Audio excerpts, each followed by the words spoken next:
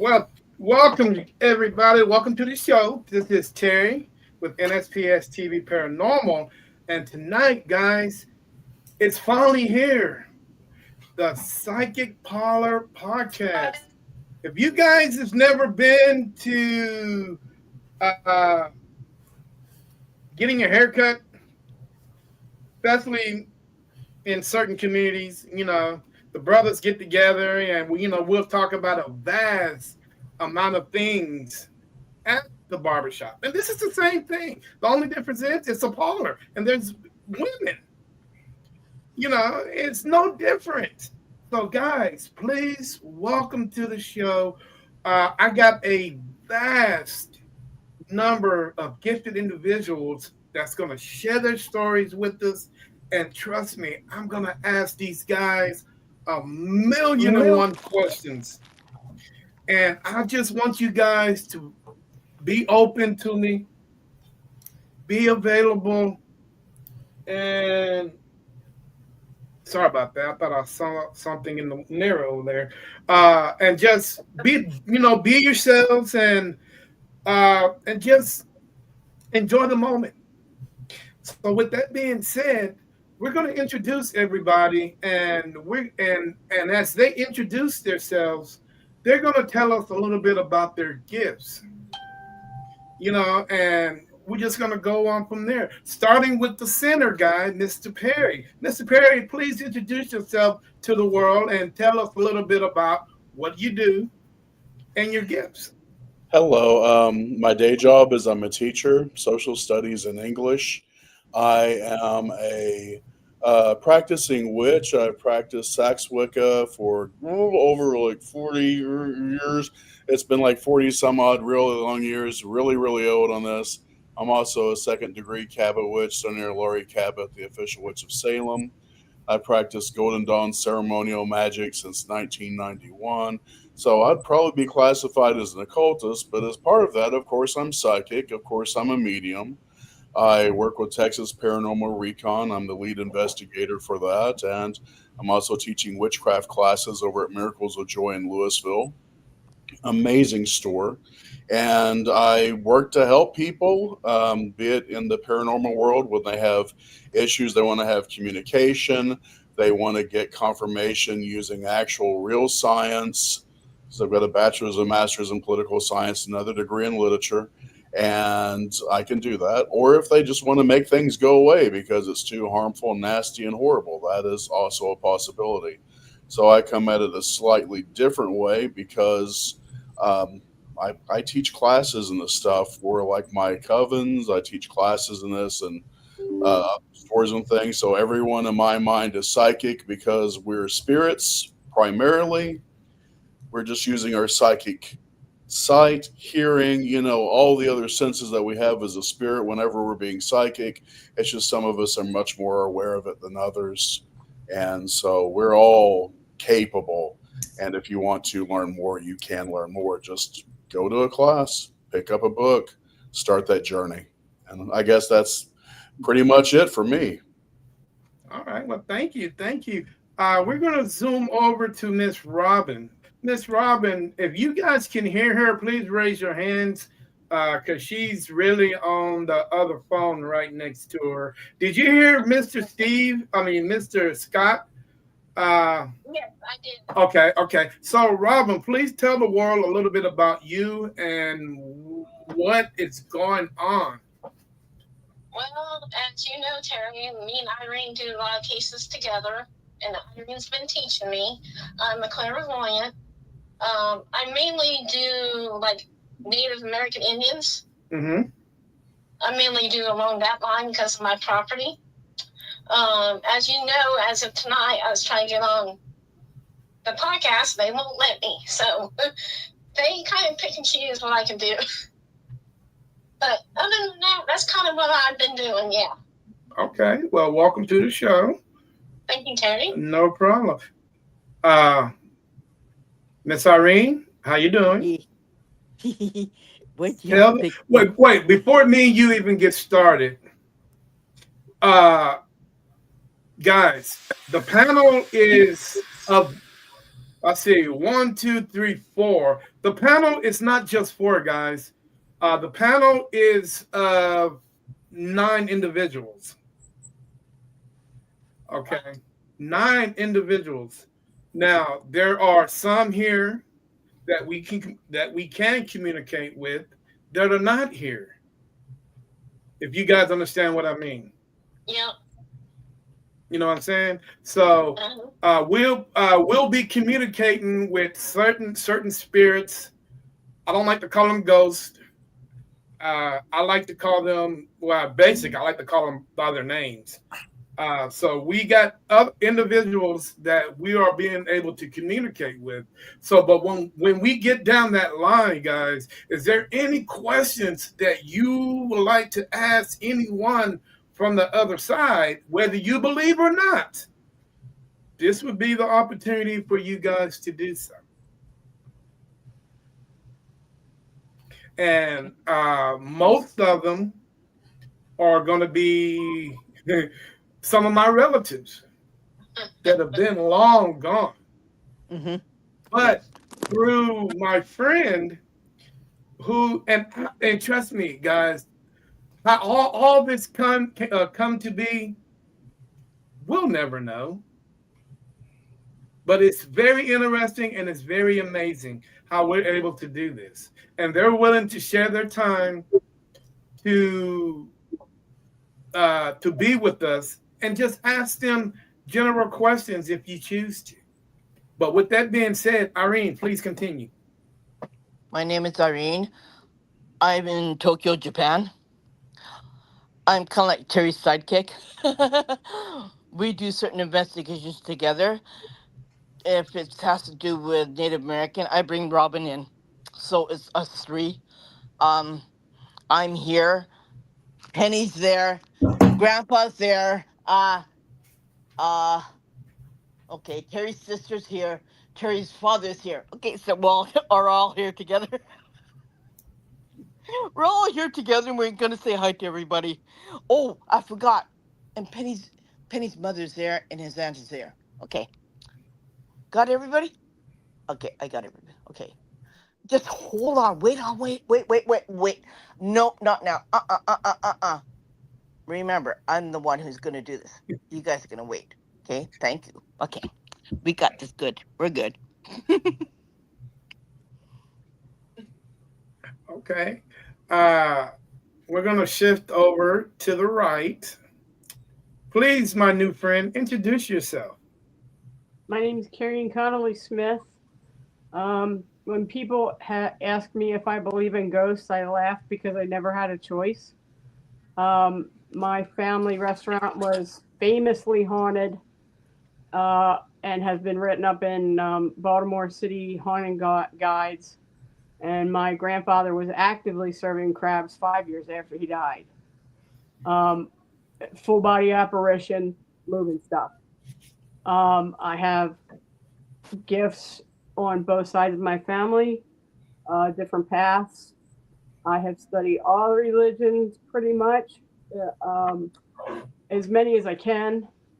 I've been at this for 42 years.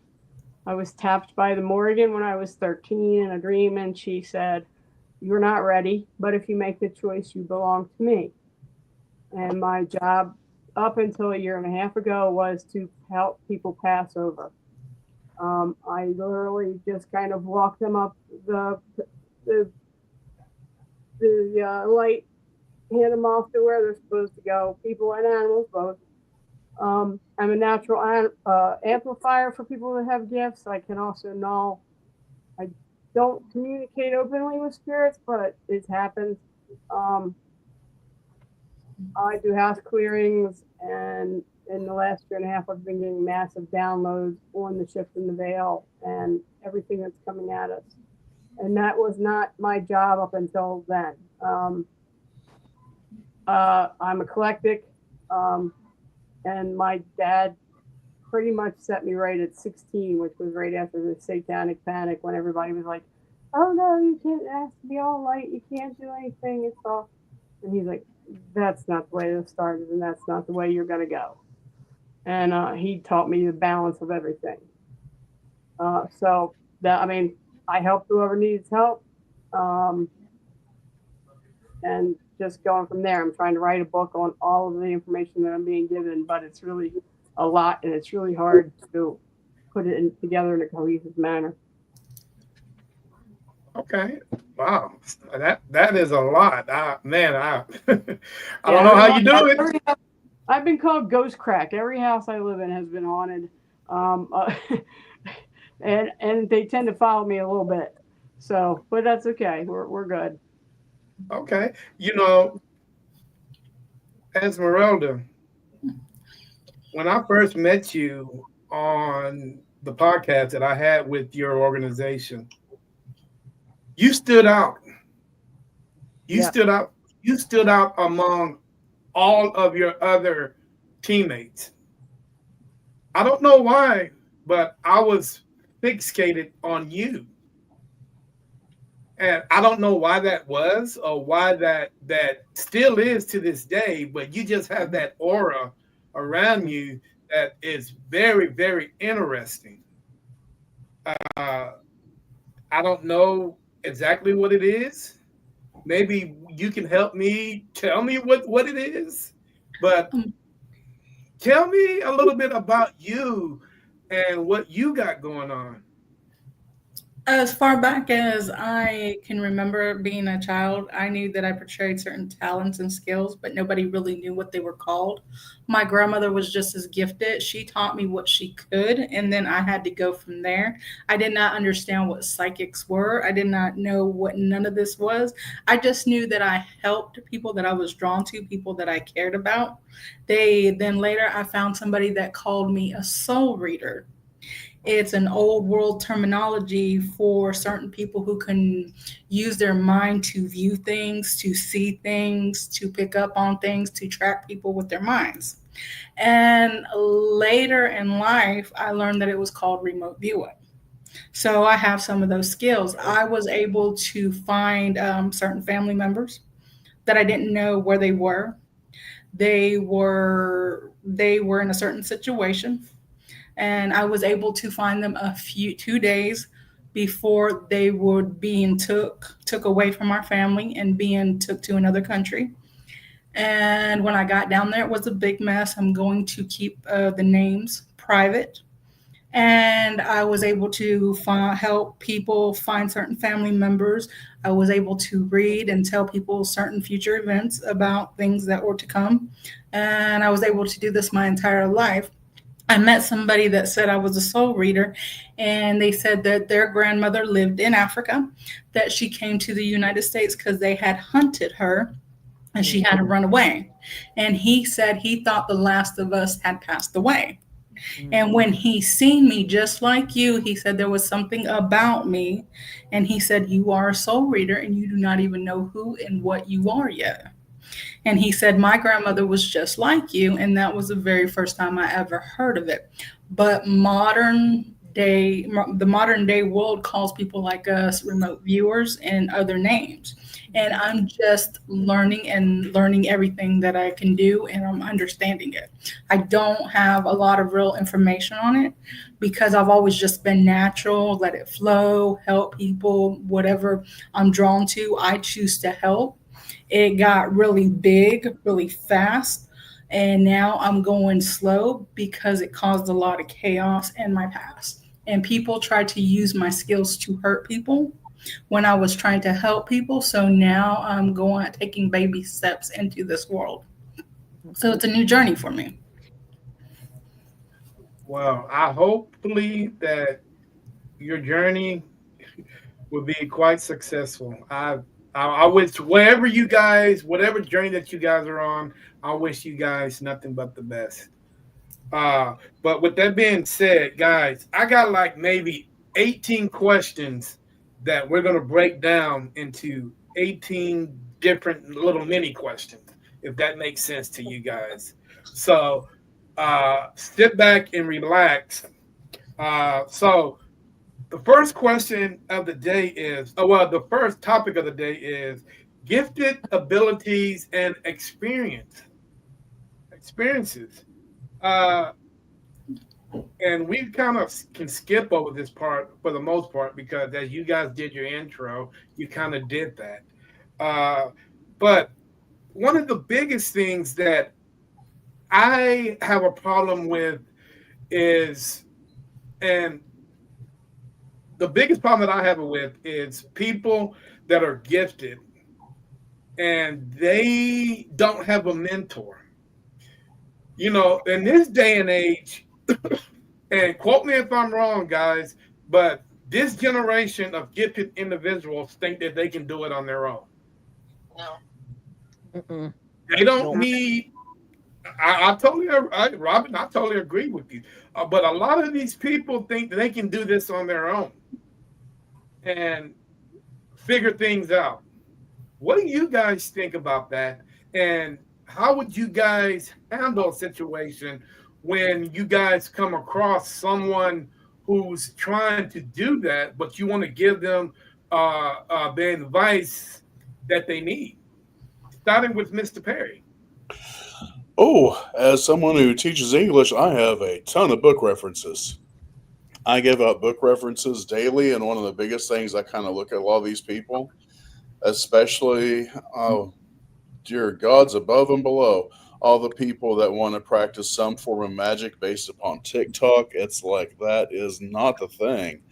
That is truly, I don't like using the word dangerous, but it's just stupid because there's nothing you can fully get and fully understand unless you're actually really committed to a practice and you're diving deep into it for a number of years. And it really helps to have someone that can kind of vet information for you and go, oh no, that's bullshit. No, just ignore that. Oh no, Mhm. that's real. Oh, that person's a scammer. They're really a scammer because there are, oh my God, so many scammers out there.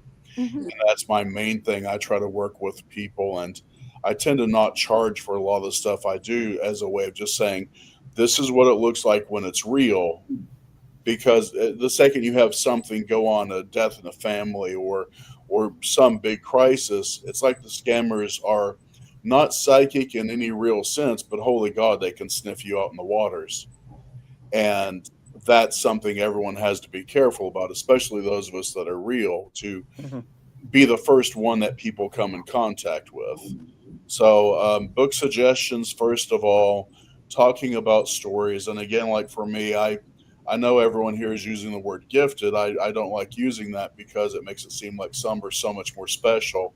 Little Yeah. story, and then I'll get back to it. When in fact, it's just the fact that some people practice more. And Mm-hmm. if you Mhm. develop a practice and practice more, it gets better, just like learning to play the violin. It's not that some people can just do it, although I've seen people that will claim that. It's just, do you develop a practice? Do you work at this? Yeah. I will say this much, and this is something that's true for every class I teach and every person I run into on a paranormal case or the rest. If you're ever around a magic user or a psychic or a medium that starts sounding like Jean Grey from the X-Men during the Dark Phoenix saga, you know, I have so much power, I don't know what to do about it. I can't control it. It might destroy the world. You're around a bullshit artist, someone who's mentally ill. And Oh boy. okay to recognize that and go, thank you. I'm going to go this direction now Yeah. because those are usually the ones that have issues. And one of the biggest things I'll say in addition, I'll shut up because I can talk so much. I love talking. Like attracts like. Biggest lesson you'll ever pick up in the occult world or the psychic world. And if you're around someone that always has dark spirits around them and they're constantly attacked, and that says more about them than it does anyone else. Yeah. If they're never on a case and it's like, who's in the house knocking things around? I feel it's a really old grandmother that really is looking for her tea and her shawl. Maybe she likes to rock from time to time, because sometimes it's nothing terrifying. It's just an old lady that's still hanging around her house because she really liked her house, and Yeah. that's okay. That's okay. Yeah.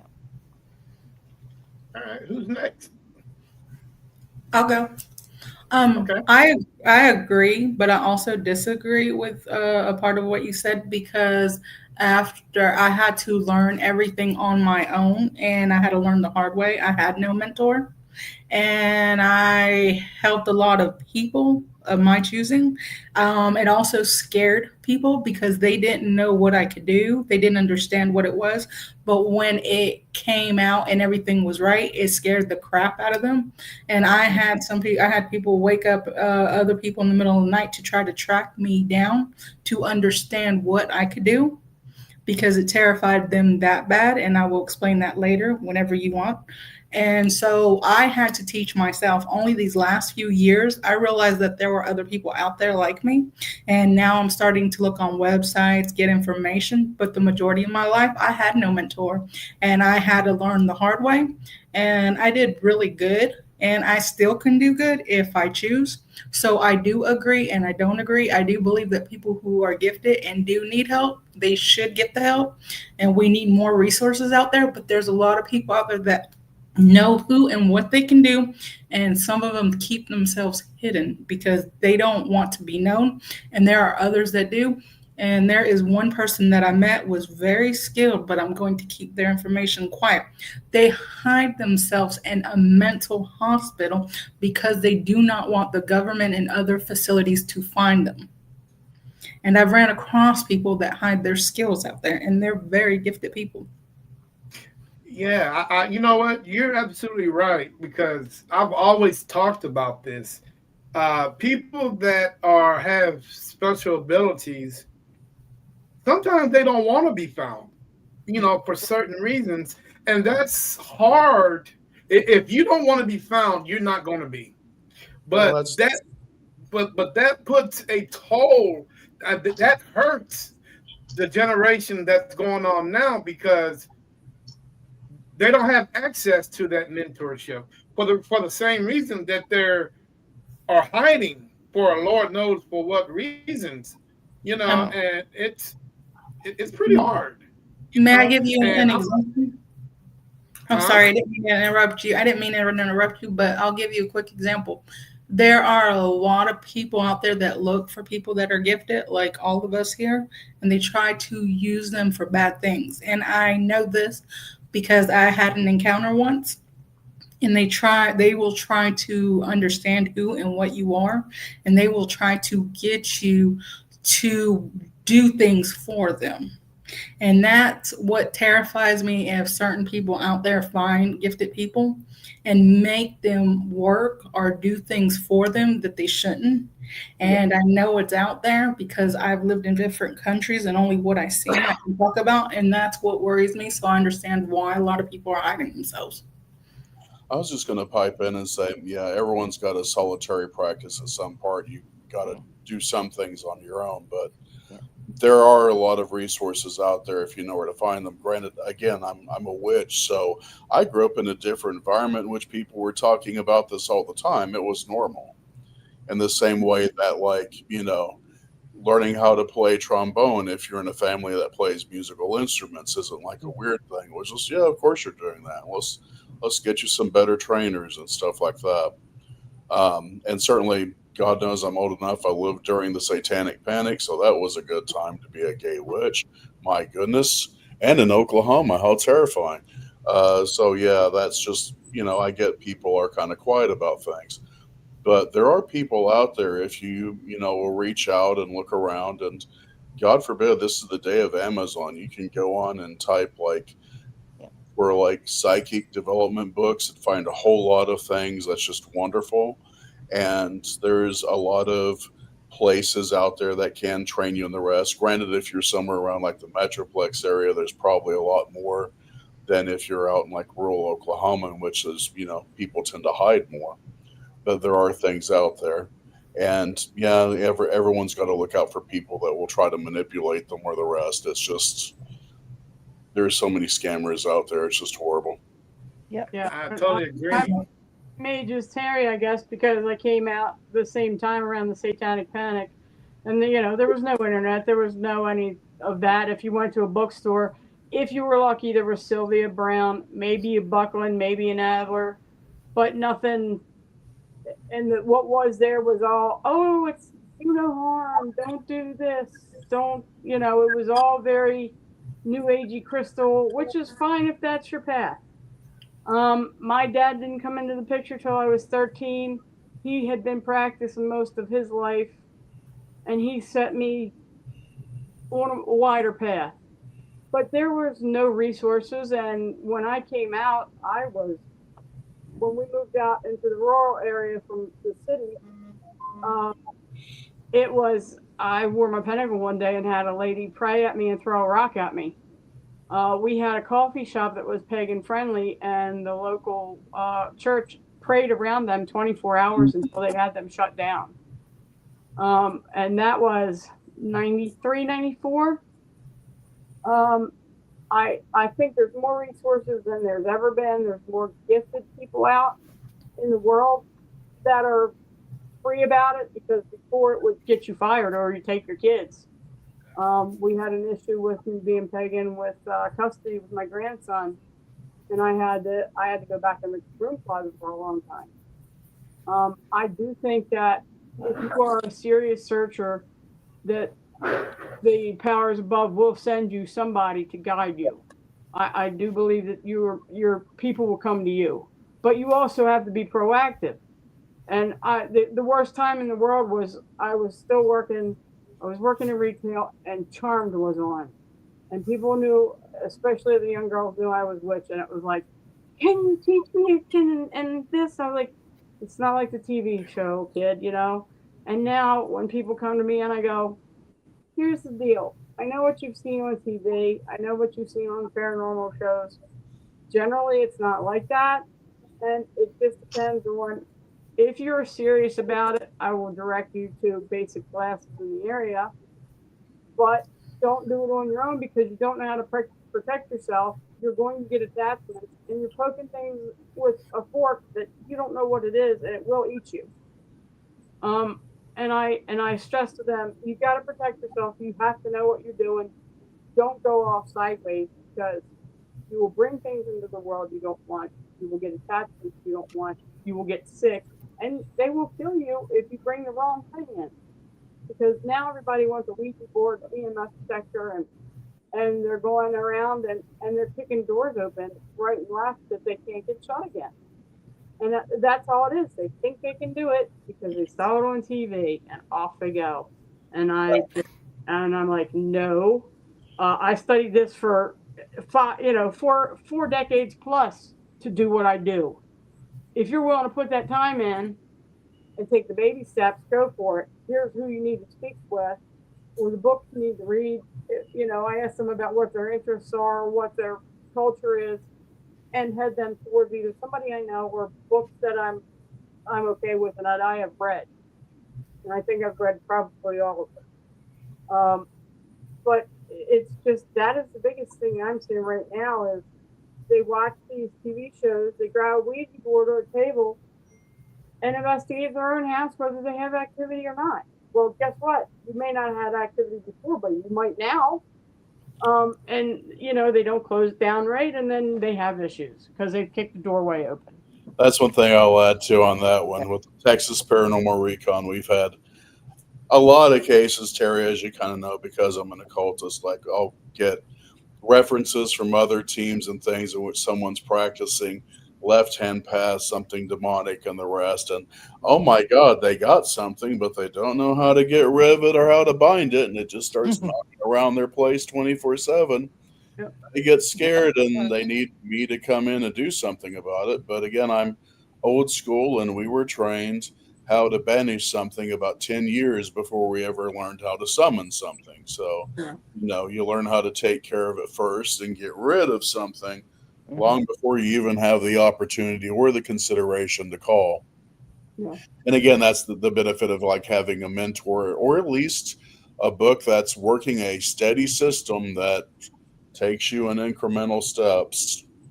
And granted, a lot of the things out there is not necessary. It's not harmful, like psychic development, not harmful unless you're just No. assholes.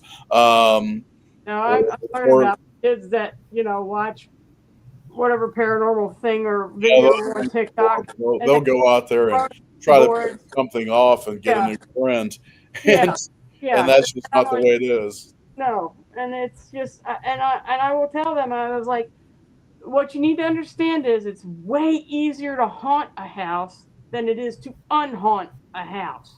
Yeah. So if you bring something home, it may not leave, and it may bring friends, And and they if usually you don't do. know how to The deal with it, place gets like, active, but they tend to bring other people. yeah, Yeah. yeah. And the opposite problem is if the toaster malfunctions and shoots the toaster across the room, we have a demon. Go call. We need a priest. We need a shaman. We need a witch. We need holy water. And it's like, no, your toaster has a short. Why don't you check your wiring? It's one or the other. They've either keep the door open they can't close, or everything's a demon. And it's like, no, it's not. Yeah. Where everything's a portal now because that's the new Yeah. buzzword. And you're Yeah. like, dude, if it really were that easy to open a portal by having two mirrors together, the Yeah. mirror aisle in Walmart would be the most haunted place in the world. Yep. Yep. Yeah. Get right.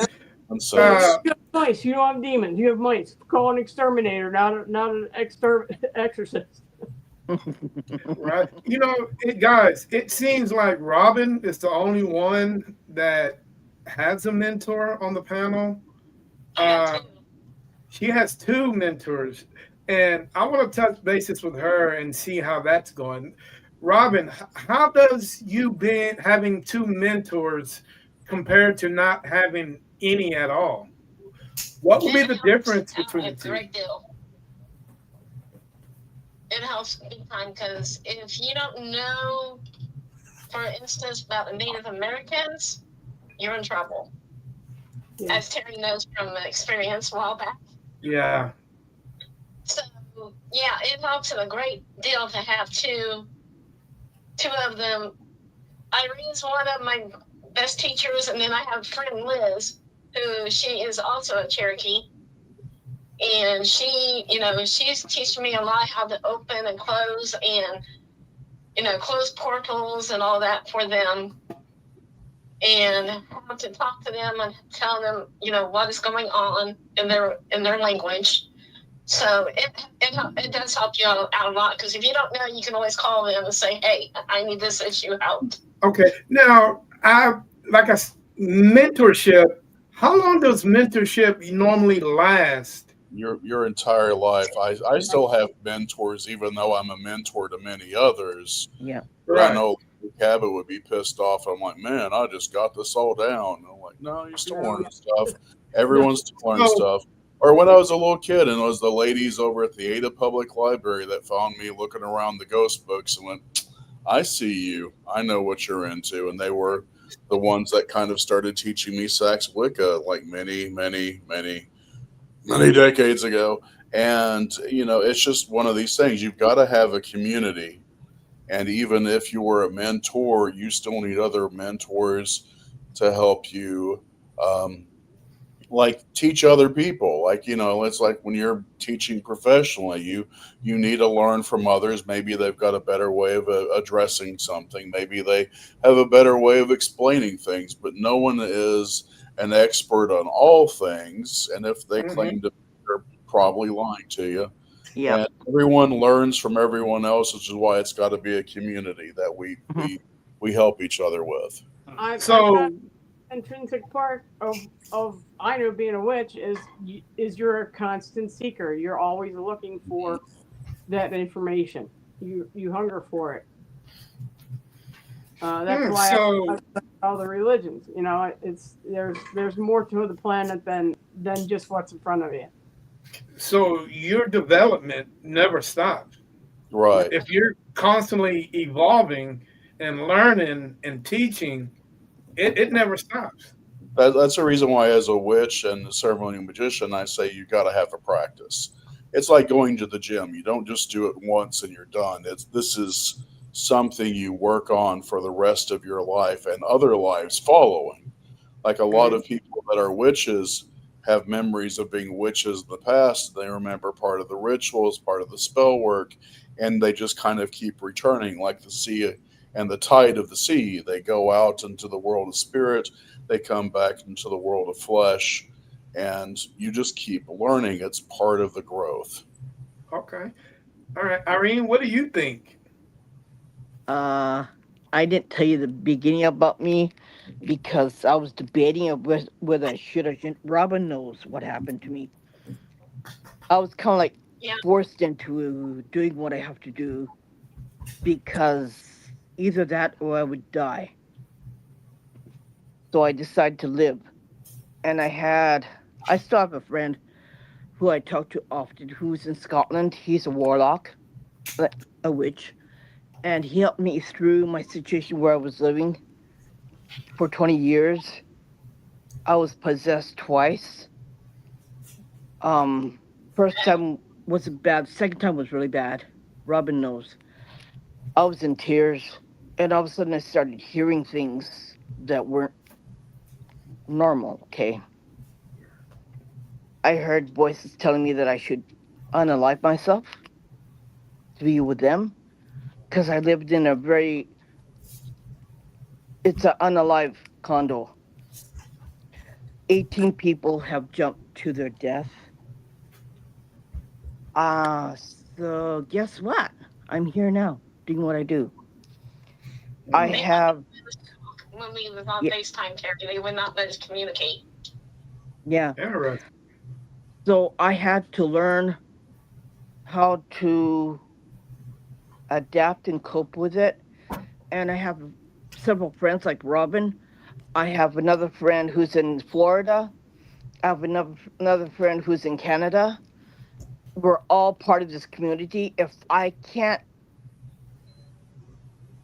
unravel what I have in front of me as a case, I reach out to my friends and we work together and see what we can come up with or find some way to not to fix it, to hopefully make it a little bit more easier on the client and work Really, with it that way. I've done several residentials, and the last one I did with Terry. Um, yeah, it's a long journey. I can't tell anybody what I do here because this country does not take lightly to anything paranormal. I don't tell anybody what I do. Only my neurologist knows what I do, but that's it. He's an old man, but it's okay. But anywhere else, anyone else, I'd rather keep quiet, not say anything. So I keep my mouth shut and just don't. I don't go outside because this city, Tokyo, is extremely haunted. Um, I just have to go outside and I say, okay, okay, yeah, you're not gonna talk to me. No, no, no, go that way. Nope, I'm gonna go this way. Okay, leave me alone. It's like if there's something that is a spirit, you stay on your side, I stay on my side, and I go this way. You do what you do, I do what I do, and I won't bug you, and you don't bug me. There's a lot of shadow figures here because of history. Um, Everywhere you go is haunted in this country. Yeah, you don't lose out. You don't need to buy any tickets to go see anything haunted because it's right there in the open. Yeah. I've learned to adapt. I just stay in my house because I know I'll be okay, and I don't know that I don't have to deal with out there unless I go with somebody like my husband or my children. My kids are all my kids are all like me. My mother was also an empath. She saw things that yeah, and my son, my oldest son, still sees things that he doesn't want to talk about. And he doesn't talk about, and I don't pry him open, and I don't ask him either. Yeah, Terry knows, and yeah, we all know together, and we all work together, and I have secrets that I can't tell anybody, and it stays with me to the day I die. Cool. All right, guys. Everybody have their rope because we're about to go down the rabbit hole. The only way you guys are going to pull yourself out if you got your own rope. I'm not going to do it for you. Okay. Have you guys ever hit? We're going to start this journey right now. Have you guys ever wondered where all this originated from? The tree that branched out to so many different possibilities of you guys being at the way that you are. Where do you guys think all this started? A lot of people say, hey, this was going on way before the witch trials even started. People are saying that, hey, at one point, all of you guys were as one until one of you decided to break off and start doing this and start doing that. How do you guys seem to think the way all this come to be? I just think there's a raw power in the universe, and then as man came along and we started to think, we started to cut it up into little bits and believe and believe and believe, and our gifts develop. But you also have to realize that it's not just the Earth; it is the galaxy. I just had a Reiki master for me because I have been having issues with the downloads and my gifts getting higher, more potent. And I just went to him and said, "What is going on?" I went there for a Reiki session, and I actually stopped him and I said, "Do you have something generating light?" And he said, "Why?" I said, "Because I keep seeing these purple and gold bursts." And he wrote down something, and he's an intuitive as well as Reiki master. When he was done, he goes, "Are you into the paranormal at all?" Because he had no idea who I was. And I said, "Yeah, a little bit." And he said, "I have something to tell you that might freak you out." And I said, "Okay." He said, "Do you realize that you are a cross species reincarnation?" And I said, "Was I a frog?" Or he said, "No, you were from Pleiades." He said, "You were from the Seven Sisters." And he said, "You're a star person that reincarnated on Earth to help us do whatever this is coming." And he said, "I hope I didn't scare you." And I was like, "You have no idea what's been going on in my life. I just thought I was achy and depressed." He said, "No, you have buildup." And he said, "And that's why." And I had, at 57, I had never heard of that. I never thought about that. I was like, "Oh, well, that explains a lot because I have these odd memories and fights between different species that are not human." And that kind of floored me and scared me a little bit. And I had to research that really well before I even thought about discussing it with anybody. But it lined up with what I'd been going through so perfectly. I didn't have a choice but believe it. So I'm guessing we're getting gifts from other places as well as we reincarnate and as we evolve. I'll go next. Interesting. I believe basically we first off we are spirit first, then we have bodies. It's not that we have spirit because we have bodies. So whenever we're born, some of us forget that we can see with our spirit eyes, hear with our spirit ears, speak with our spirit mouths, and all the other kind of business. So for a lot of people, whenever they have gifts awakening and they have clairvoyance, it's because they're finally seeing with their spirit eyes and they're learning to ignore what's coming through the physical eyes. Mm-hmm. When they hear things spiritually, it's because psychically they're using their spirit ears for the first time and remembering how to do that Mm-hmm. and not just being overwhelmed by their physical ears. Same thing with me as a medium. Whenever I'm talking to a spirit and they're not inhabiting my body, it's because I'm just talking to them in the same way another spirit would talk to them Mm-hmm. because we were first spirit. Mm-hmm. And granted, every religion has a way of kind of explaining that and helping that. And again, some talk about it more openly than others. Like I know for a lot of my Christian friends, they tend to be the ones that use the word gift more often because they don't talk about it and it kind of happens and maybe they figure it out. But for those of us that were, they're witches and raised among witches, or my Native American grandfather who talked to the little people of the Chickasaws all the time because that was just the practice they always had. It's a lot more common for them to be open about this being normalized so it's not a shocking thing so we don't really repress it as much as some other people do and then have to learn to reopen it. And granted, that's one of the reasons why I think some people are more psychic than others at given times.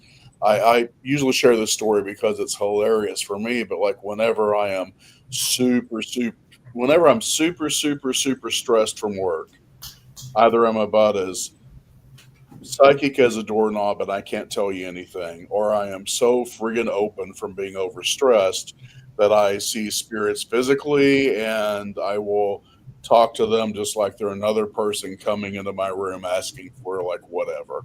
And it's either comic or it's just really awkward, however you want to see it. But it's like there's just different things in the day that kind of affect our ability to, remember we're spirit first and act upon it. But again, that's my take on the matter. But again, that's also why I think we can, develop a practice, take classes, learn from others, and Hmm. if you want to be psychic too, you already are. Let's just develop that and start doing some of the games and stuff that'll help you develop it in a fun, exciting, easy way that's non harmful. Anybody else want to take on that? Yes, I would like a take on it. I Okay. believe that all humans in the beginning, before we knew speech, because we couldn't speak, we had intuition, we had our senses, and we used that so much. And as we learned how to speak, some of us branched off to spirituality, other branched off to science, and we divided. And the genetics, because it's also DNA, Hmm. and genetics passed down. Some of it grew. The ones that developed it, that was around it, it grew and was brought into the modern world. And other people who embraced other things maybe went dormant. They may have a skill there, but it's went dormant and it hasn't brought itself back up because I've seen this. And sometimes it develops, and the genetics or whatever's inside of them wakes up, and they develop it. I see people who's never had psychic gift before start to develop them slowly, and they start to show, and others try but can never do it. So I see both sides. And I believe that it started from our beginnings. And then when we branched off, we brought it into the modern world, and other people went different directions. But that's just my theory on what how I grew up and what I've seen in the world. Yeah, I Interesting. I kind of agree with you too, because my own kids have the ability. They could all see. They could all feel. They could. They don't normally talk to them, except my oldest. My oldest is 30 years old now. You won't believe what he can do. If he whistles, they all come to the balcony and they all tap on the window. That's how I strong just he love is. to watch them. Yeah, and I've seen it through my own eyes. I've seen a lot of freaky things happen. I don't talk about it because, yeah, I just keep it to myself. But there's a lot of things that do go on. Um, I've seen my mother. I know she had it, and she passed. But I know I have it, and I've seen myself do a lot of freaky things too. um, I've also healed Terry when he was sick. Um, I do a lot of astral projecting too. It's really, yeah. And I was told by a demonologist that we are all okay. I'm gonna be kind of religious. I'm gonna dip my foot into a little bit religious part. We're all God's children at some point. Us, or we're we're chosen ones, and the chosen ones were called gifted children. And the gifted children were supposed to have a role to help. So it's kind of interesting about that one. Um, yeah, I don't know, but I think we all have certain amount of abilities, depending on how you Mm, tap, right? Um, interesting. a certain abilities, some of us don't. At certain things, right? And to develop them, to open up your third eye, to work with it, not be scared about it, and just go with the flow because it's not going to hurt you. You know, and it's crazy, and I agree to some part for what all you guys are saying, but modern science says all you guys are wrong. I Modern science, modern science says our DNA was was taken. At some point we all had the gifts. I mean, we all had gifts of our creator. Now, our creator, if you guys believe this or not, are not from this planet. Yep. Whether you guys believe it or not. But in order for them to not, in order for us to be not like them, which they had the gifts, they had to take certain DNA out to make us more controllable. If that is what you guys want to say, they want to make us more controllable and less like them. You You want know, to be more normal. I don't know. yeah. I would contest what you say, like with meaning by science, because if you go on the peer reviewed databases, what research has actually shown, and like what parapsychologists have actually done when parapsychology was funded more. That's where you have a lot of your tests over what psychic abilities can and cannot do, and they actually were tested under actual real controlled things, and everything ended up in the spreadsheet and ended up doing regression analysis on. Like they have a lot of research of what people can and have done, but also, how can I say this in a nice way?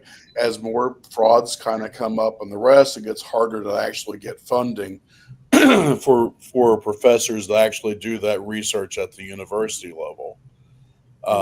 So there is a lot of there's more out there than you would think if you actually spend time going to your local university library and poking around academic search complete, or the rest, hitting peer reviewed articles.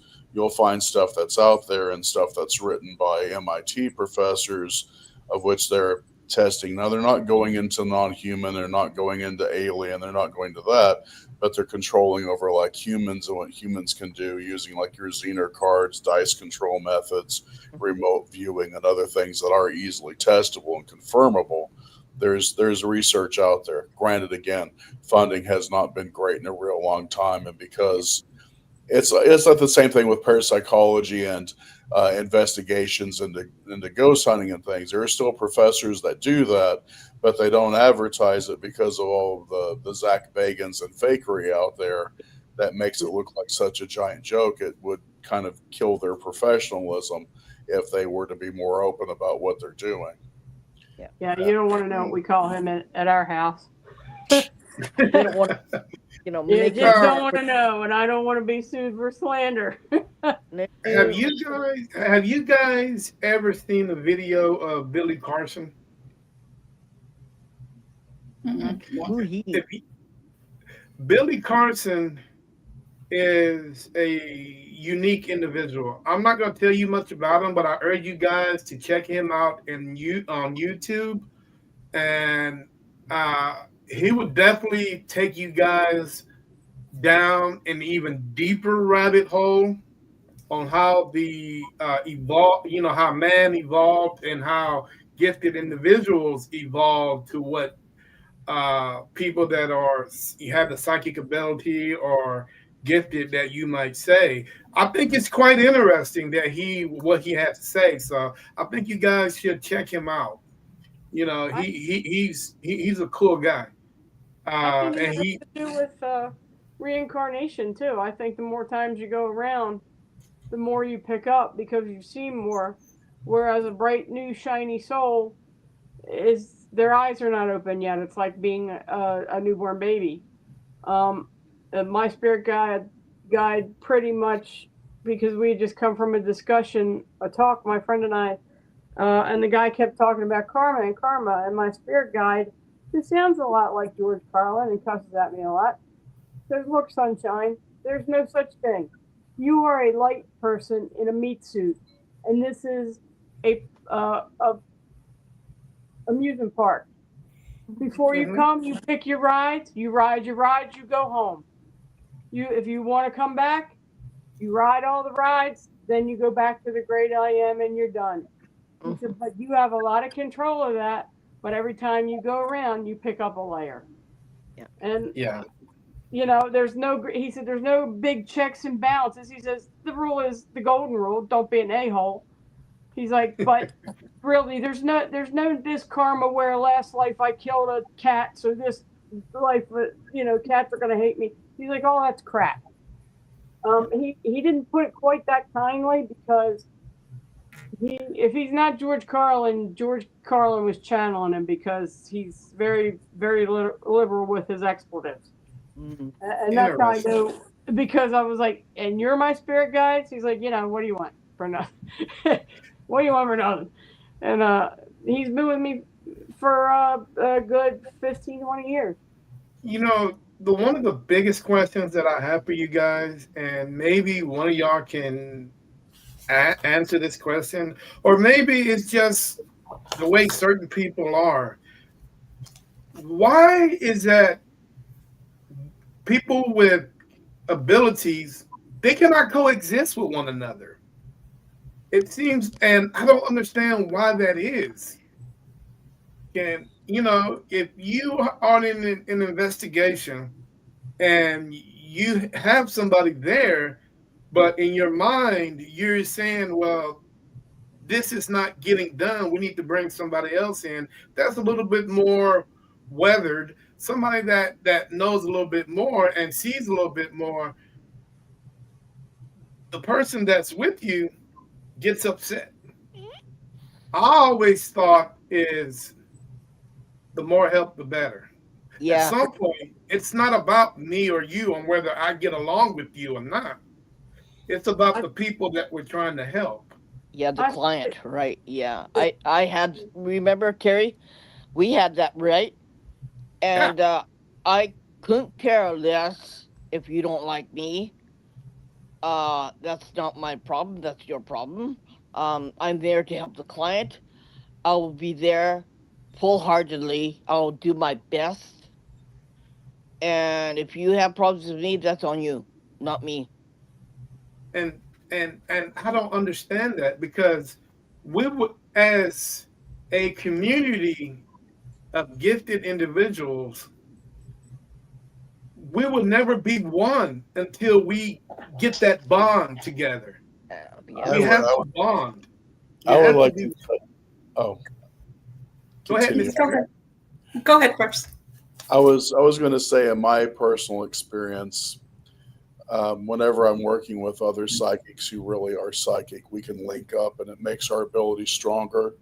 We also tend to act more like a group mind whenever that happens. Hmm. But I know, and this is the harsh part, whenever I'm around someone that's a fake psychic, they get really intimidated because some other person can either see something, or here's the big one, say, I'm sorry, nothing's really here right now. Because one thing that happens whenever you have a fake psychic in a room and another fake psychic, they get into a psychic psych off, and they can see more spirits than anything known to Yeah. man. You're like, Yeah. man, my equipment's Yeah. just not picking up on this. Are there really this many spirits here? Oh, yeah, and more. But a Hmm. real psychic will be able to link up with other psychics. A Yeah. real psychic will be able to say, I'm sorry, no one's here right now, as far as like, the medium thing, because not every place is just crammed full of Yeah. ghosties and toasties. Yeah. And also, a real psychic will be able to say, right now I'm buzzed psychic as a doorknob. It's been a shit of a day. I'm sorry. Yeah. Let's see what Karen has to say, because right now I'm still freaking out about work. I think that a lot of them who think they are afraid of the real person who is, and they don't like being called out because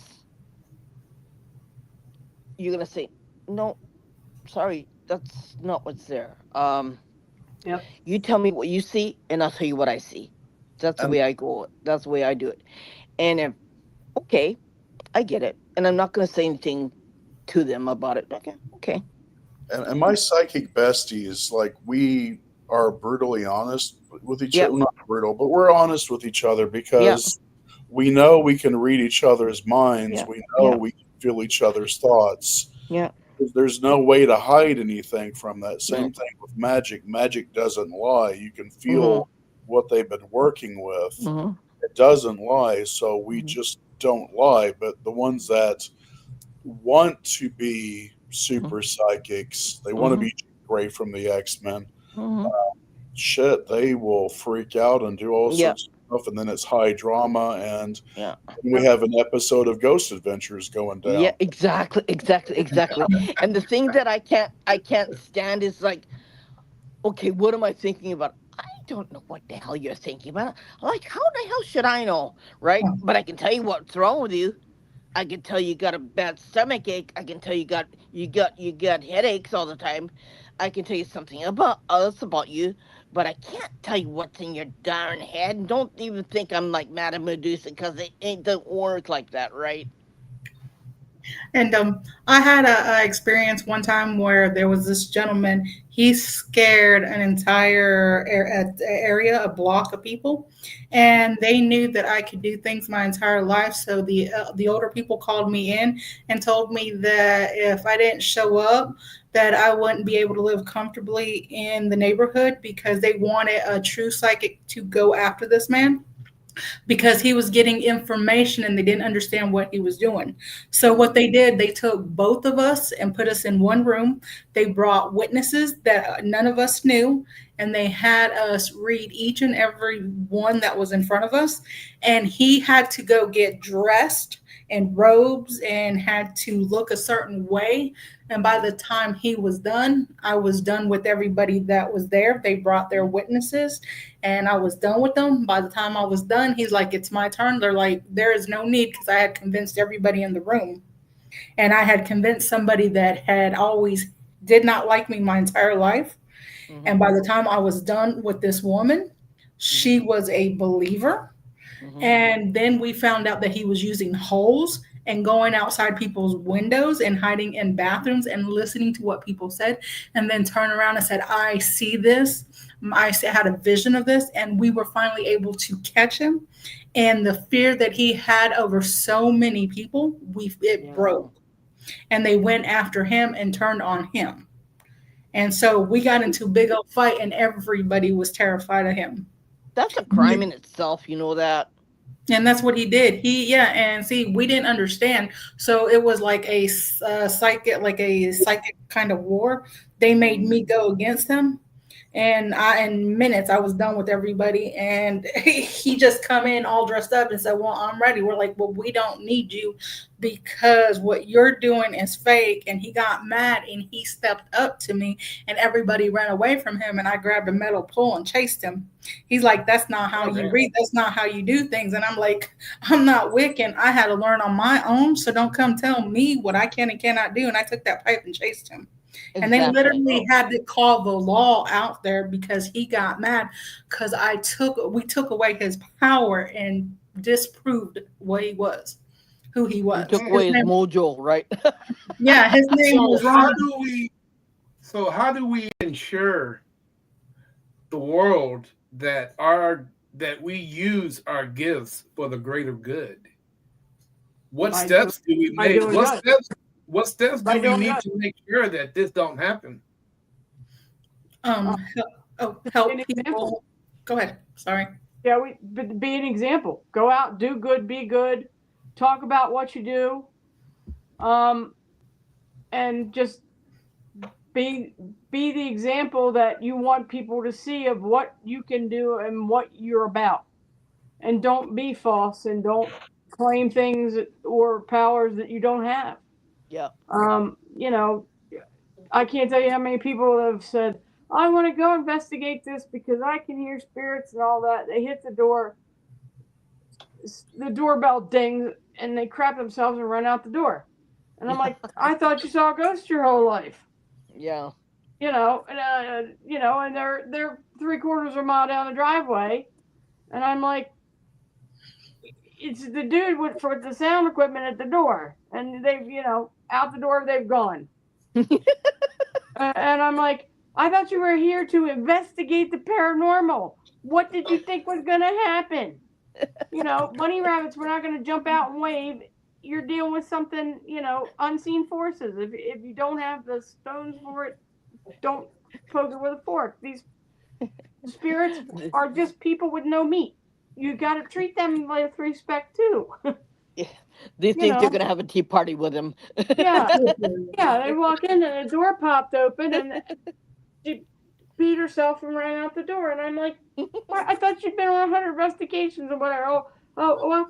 Well, yeah, but nothing ever happened. And I was like, so you don't really see spirits? Well, I think sometimes I see little flashes. Okay, I get it. You But know, yeah, Bye. just be the example. Be the example. Do good. Help people. Yeah. You know.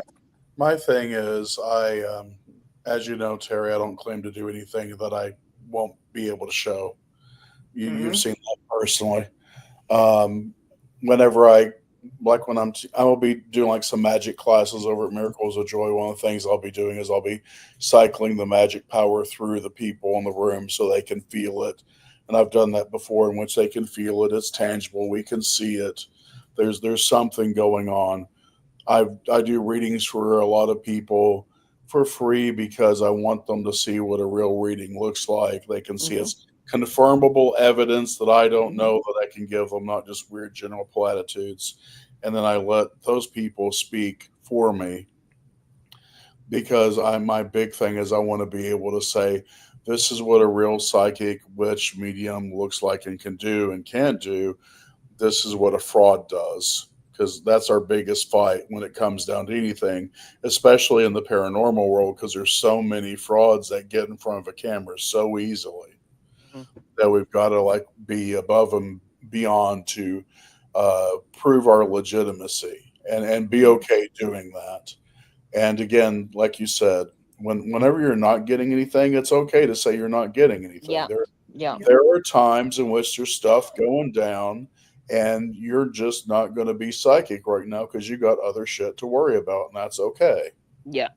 Yeah. And also, if you are trying to connect with a spirit in a house that you've never talked to, again, they were people. They just don't have meat. And if they don't feel like talking to you, guess They what? won't. They're gonna bugger Yeah. off, and you're Yeah. not gonna, you know. Especially if Oh it's no, you someone did that just is, say meat.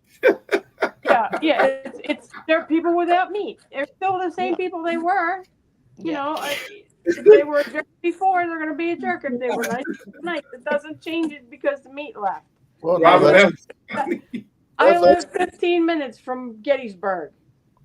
This is the funny. most haunted area that my town's haunted. We're not even, and it's like they go to these paranormal and like, well, the activity's getting dark, and I was like, well, no kidding. You're walking into their house every night at Hey, 9 o'clock and poking you them gotta with a watch how fork, you say going, that word jump up meat. and down, ring a bell, do this, do that. I was like, you get a little crappy too after 300 years of that.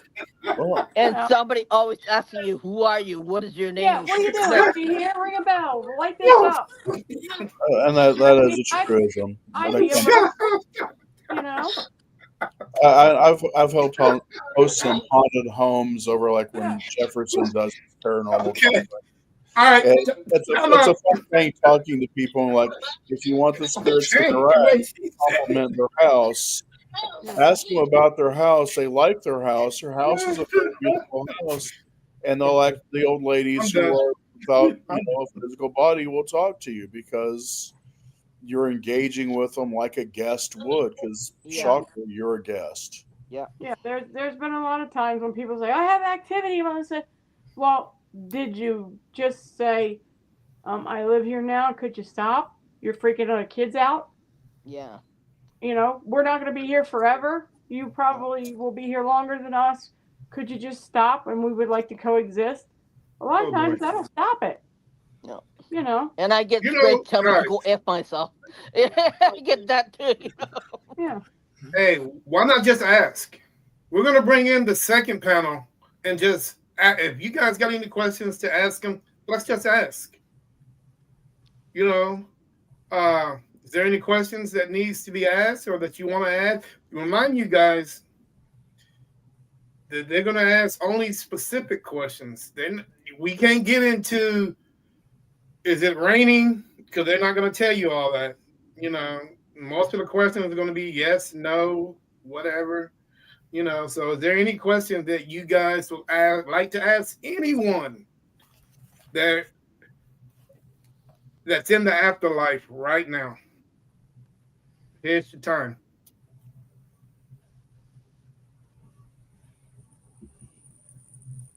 Boy, it is. I can hear a pin drop. Can you hear the Big crickets? I question. can hear the crickets. Yeah, Is my there big anybody? question. Yeah, my big question has been for a year and a half. They keep kicking me and slapping me in the back of the head and giving me a phone book of information, and I'm like, have you guys noticed how many people write books, have radio, TikTok, and how do I get people to listen to me? How do I put this together cohesively? And it's radio silence. And I'm like, give me a clue, leave me a breadcrumb, something, because you I literally have recipes drop into my head, or a deity will show up and I like, okay, you have an alligator head, you have man feet, and I have to look them up later because I don't know who this is. It's not my dude, not my people. And I have a notebook this thick of stuff that they've given me, and the recipes, like, you just have I just have a little list go, and it's like, why do I need to know that? And it's like, well, because if you have this kind of thing, you're going to need this kind of blessed salt, or this kind of tar water, or this kind of sage, and this specific herb group. And I'm like, who are you? Well, what culture are you from? And they have to explain it to me. So I know it's not coming from me, because some of the stuff I hadn't heard of and had to look up the variations on. You know, it's like I have 17 recipes for tar water for different Well, see, entities, the one thing that and I've had none of it.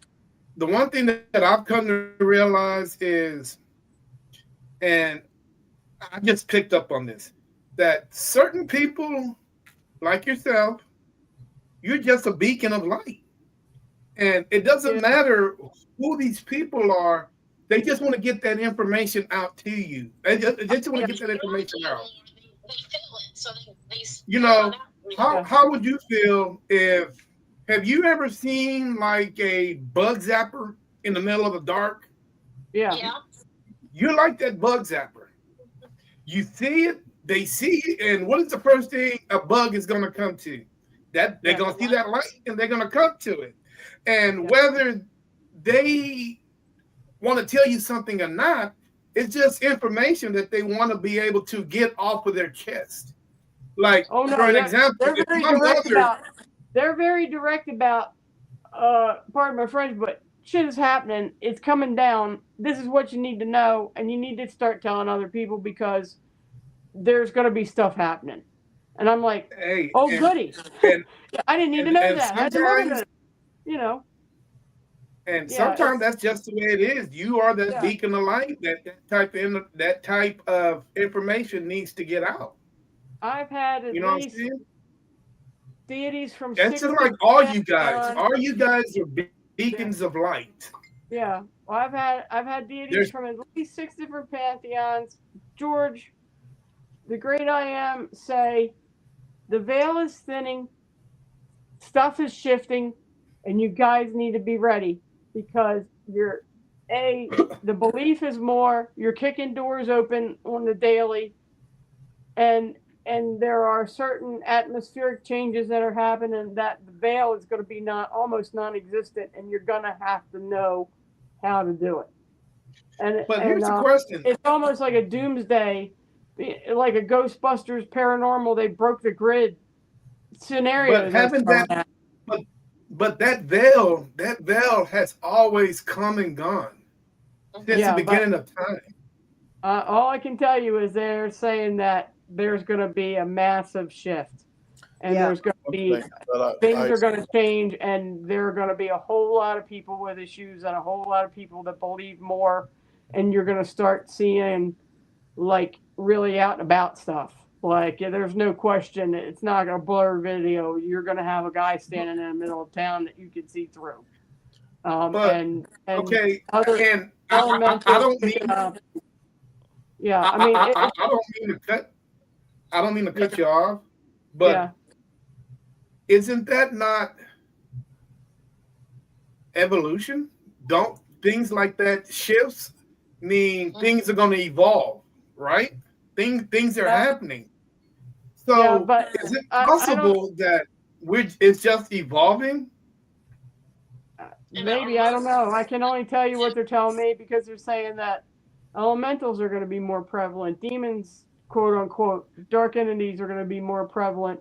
All spirits are going But to be more prevalent, and there's going to be new things that pop up because people believe in them so hard, they're believing them into being.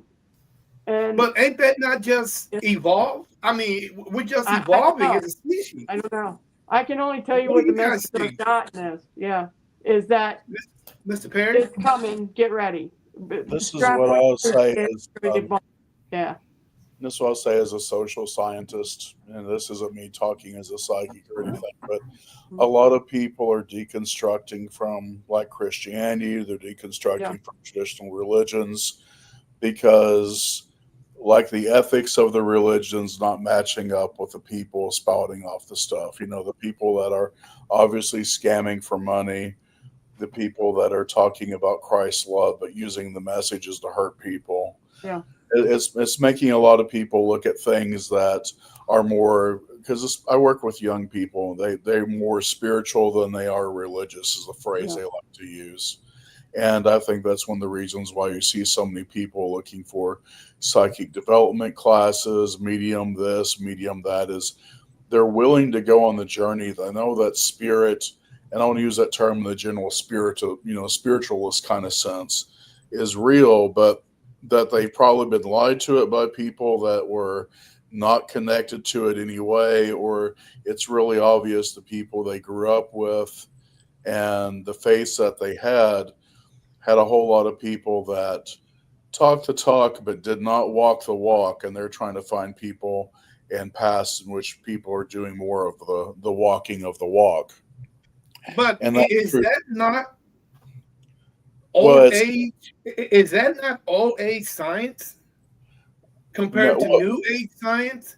well, New it's not. age A, science. it's not science in the sense that it's there, but science can study this because science is just a way of evaluating what's true and what's not. It's the process. Yeah. But as I far as like what's going on with things, it's like things are just, and I don't like using the term evolve because it's just people are questioning and they're going out there to see what's real, but they're looking for in the word that you will see, and this is off social science, like the younger generations, like anything or anyone that they deem as being actual authentic versus the stuff that's just bullshit and fakery. And So they see people a lot of bullshit and fakery out there. so people are asking the question that we should have been asking 1,000 years ago. Well, they Why? were asking those They're questions then asking too. why. Why? Why? There's Why? Why? always we've always they've been asking this for such a long time, but it's like for certain groups of people, they've just gone along with what they've been taught, and they've never actually been forced to question. For example, if like I've got congestive heart failure, I know a whole lot of people that do, and we came close to dying. I have a lot of friends that have had terminal cancer, and whenever that hits, you're forced to go on some spiritual journey, no matter your faith, because your ass is close to being spirit, Mhm. and that will force you on a path one way or the other. And it's just this is a natural thing.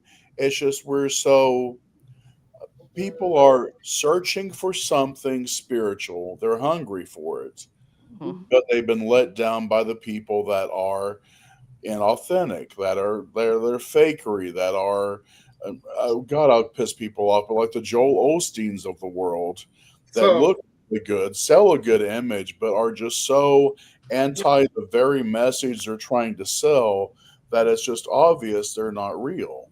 so yeah, you people get are pretty situated much behind the curtain. so they're pretty much just wanting the truth because we Yeah, know there's so much fakery out here, and it's been fakery since the beginning of time. and And that's then that's this that's forgets that's one of me. That's one of the things I'll say. That's like why paranormal shows are so big. It's the same reason why spiritualism was so big during the time of the Civil War. Yeah. So many people were dying. They were looking for some confirmation and that there's life after death. Now, not with a religion attached to it or any baggage or books, but just do we live after death because we're afraid of death? And Yeah. spiritualism provided that very easy answer through mediums and through concrete, manifestations. But also, that's why the paranormal shows are so big because it doesn't have a thou shalt do this, thou shalt not do that attached to it. But Hmm. if we get enough images of ghosts moving things, okay, then there must be something after we die.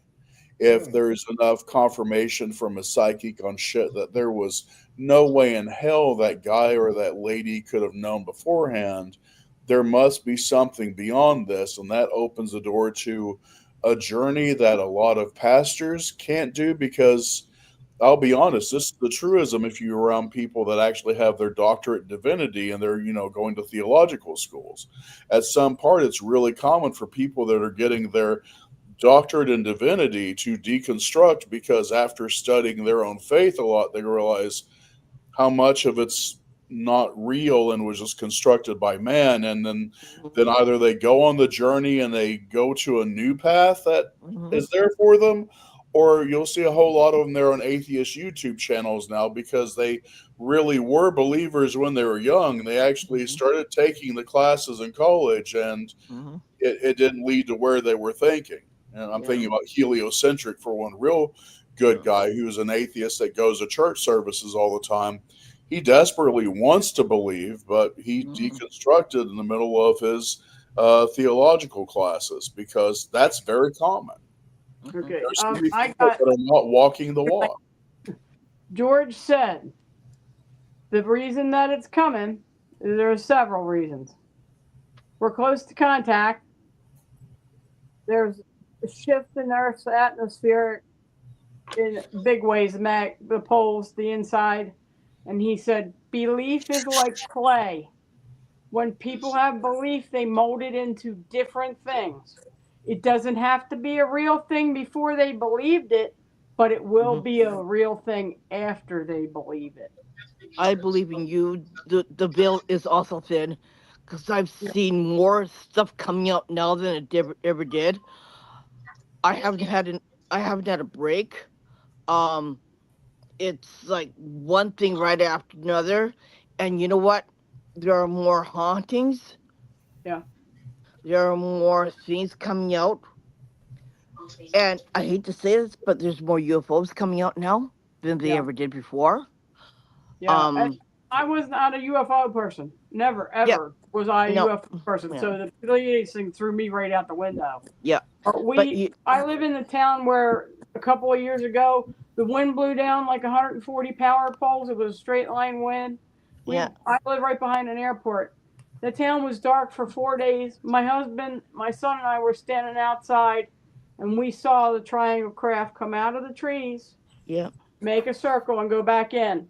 And I yeah, didn't sleep for 3 days. I was done because yeah, nothing freaks me out. Demons, no, spirits, you throw elementals at me, I don't care. yeah, Aliens freak me out. yeah, The yeah, little gray dudes, no. And so when he was like, "Oh, you're an alien." I'm like, "Oh, goody." One thing I can't deal with. yeah, And but I yeah, think that we're close to contact, and like George said, belief is like clay. It may yeah, not have existed before the person believed, but they will believe it into being. And there are specific terms that I've been given: a homunculus, an agrigore, a mimetic incursion. They're terms that I was just like, "Oh, thanks." What that? And that write yeah, this down. That's what this is. What's what it means. yeah, Sure, I'll yeah, drop everything. yeah. And that's the way it hits. It hits As like it as slaps you far in the as the back of the head. Get recipes a are pen. as far as the Yeah, recipes are concerned, yeah. they want you to make that food for them. Oh no, these are specific remedies for a specific entity. Okay, okay, I I mean, know. they're definite. If you have this, this is what you use. And if they don't leave, then this is the nuclear option. And they are okay, very specific about giving okay, what it is a name what the recipe is, and some of the stuff I was like, I gotta look this up. I don't know. So I know I didn't pick it up Yeah, because I didn't know yeah, about it. I you know. know this yeah, much from social science whenever we're studying anything that's real. And by yeah. that I mean diseases or anything. But as people become more accepting of it, then you get more people that come forth and it's able to test and diagnose. And I'm saying this because, like, whenever, like, if we're looking at autism, there's not the stigma for autism anymore than there used to be. So people come up and they get their kids tested. Hence the reason why there's more people with autism. The numbers were always the same in the past, but more people are getting diagnosed. And now that paranormal shows are more common, psychics are more common, all this stuff is more common. You hear more people talking about it than they did Mm-hmm. before, Mm-hmm. where in the past they still talked about it privately, but they wouldn't talk about it loudly.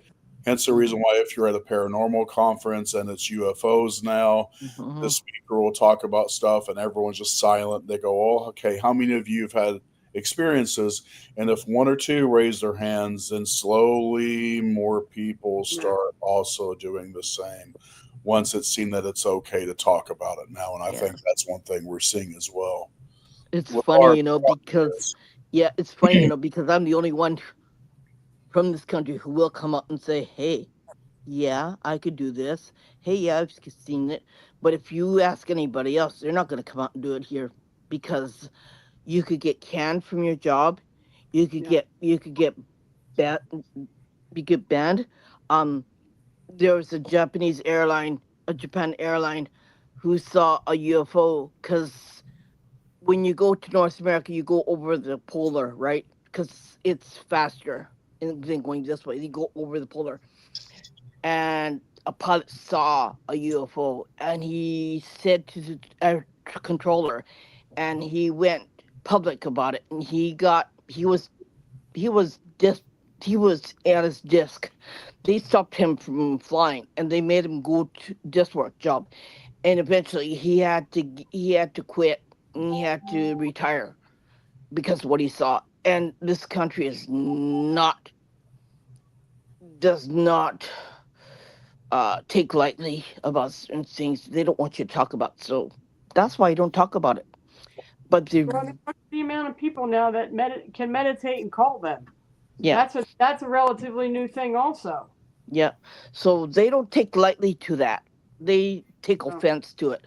So you find them hiding, but I'm the only one who will come out and say, "Hey, there is such a thing as life after death. There is such a thing as talking to spirits. There's such a thing as spirits going in homes, and you're going in their territory and they're going in your territory. Yeah, there is such a thing as that.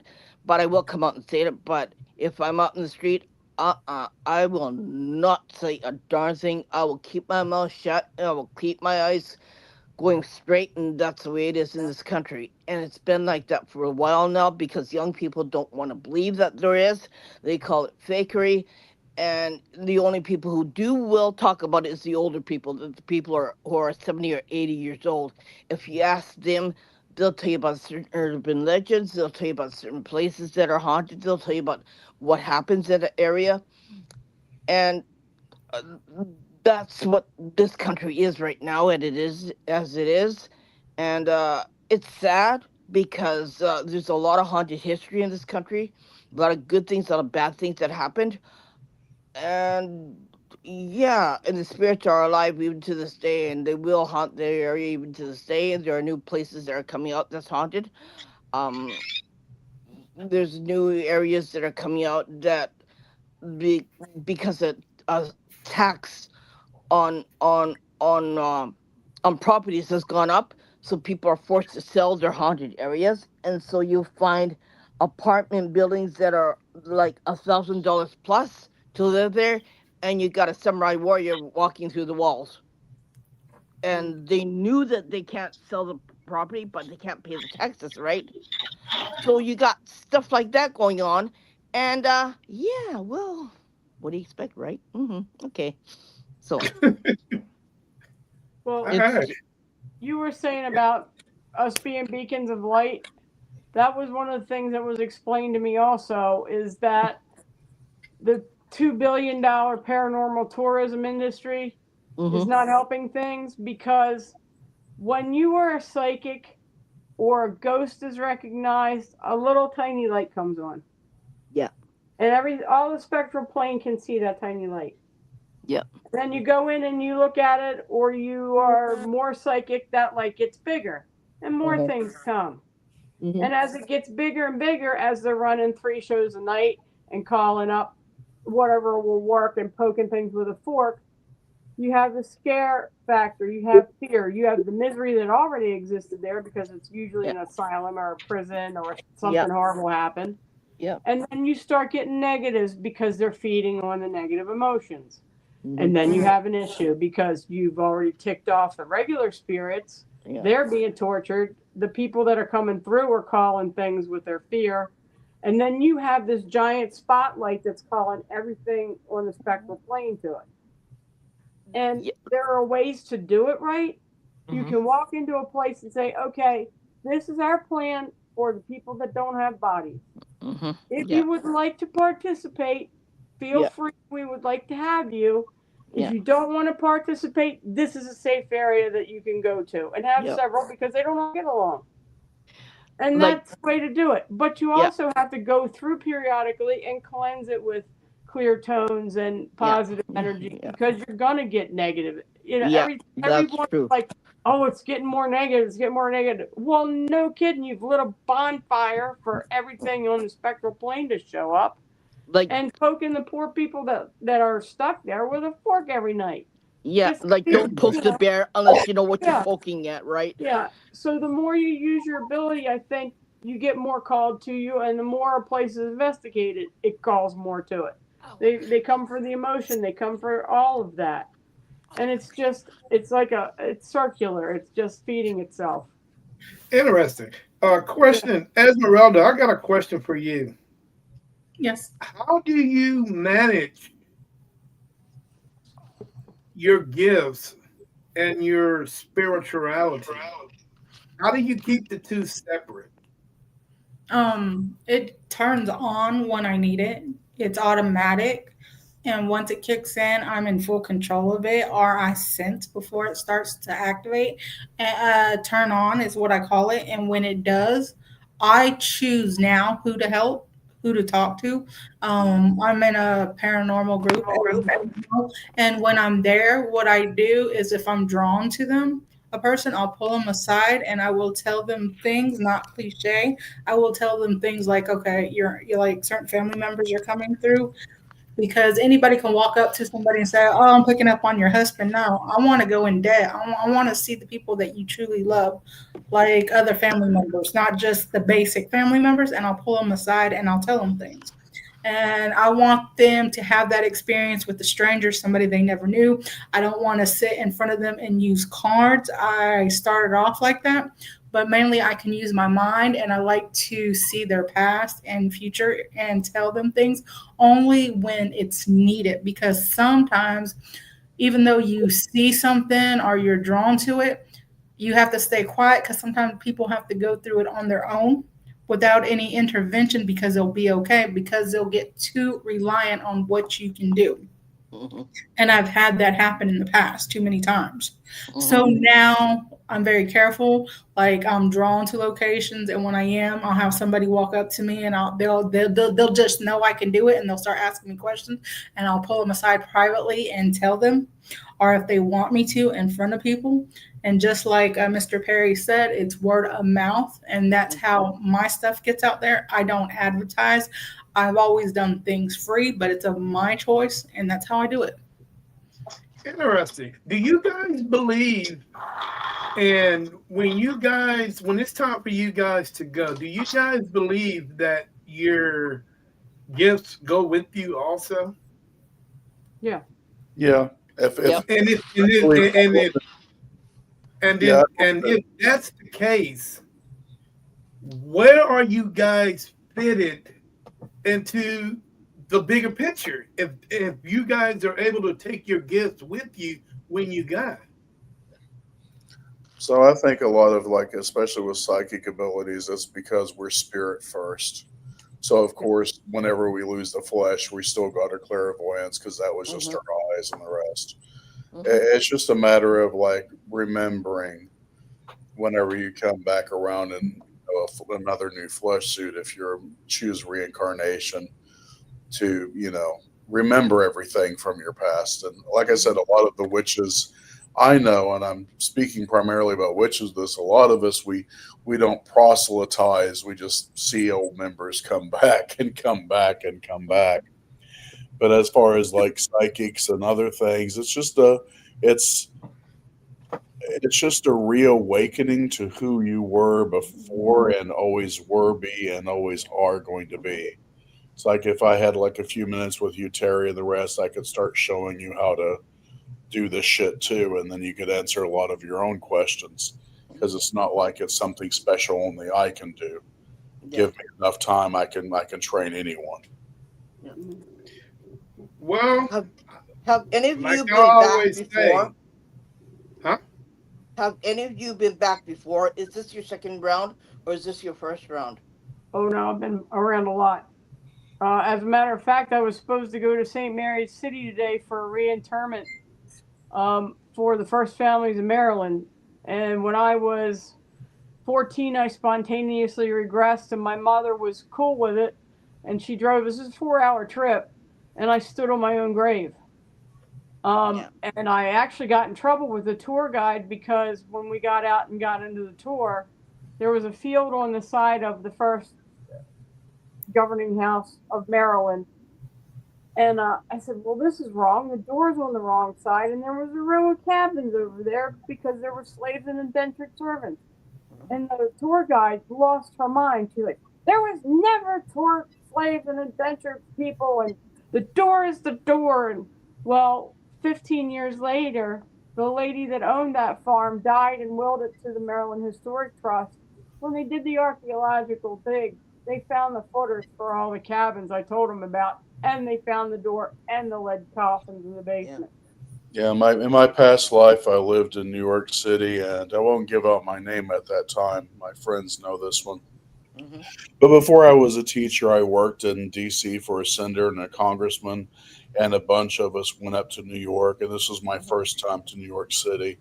And I wanted to show them the Stonewall Inn where the gay rebellions happened and everything started off. And the part that really kind of proved that my memories of my past life were real is that I knew exactly how to get to the Stonewall Inn. Like I was taking people through New York City, which I had not been.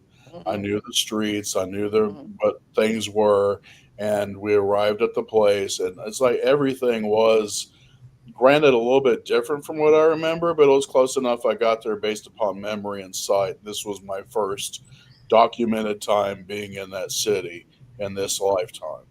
Yeah. So I've had confirmations like that are fair, they're really concrete things Hmm. you couldn't do just oh, I felt like I was Cleopatra in a past life. Like, no, it was like that.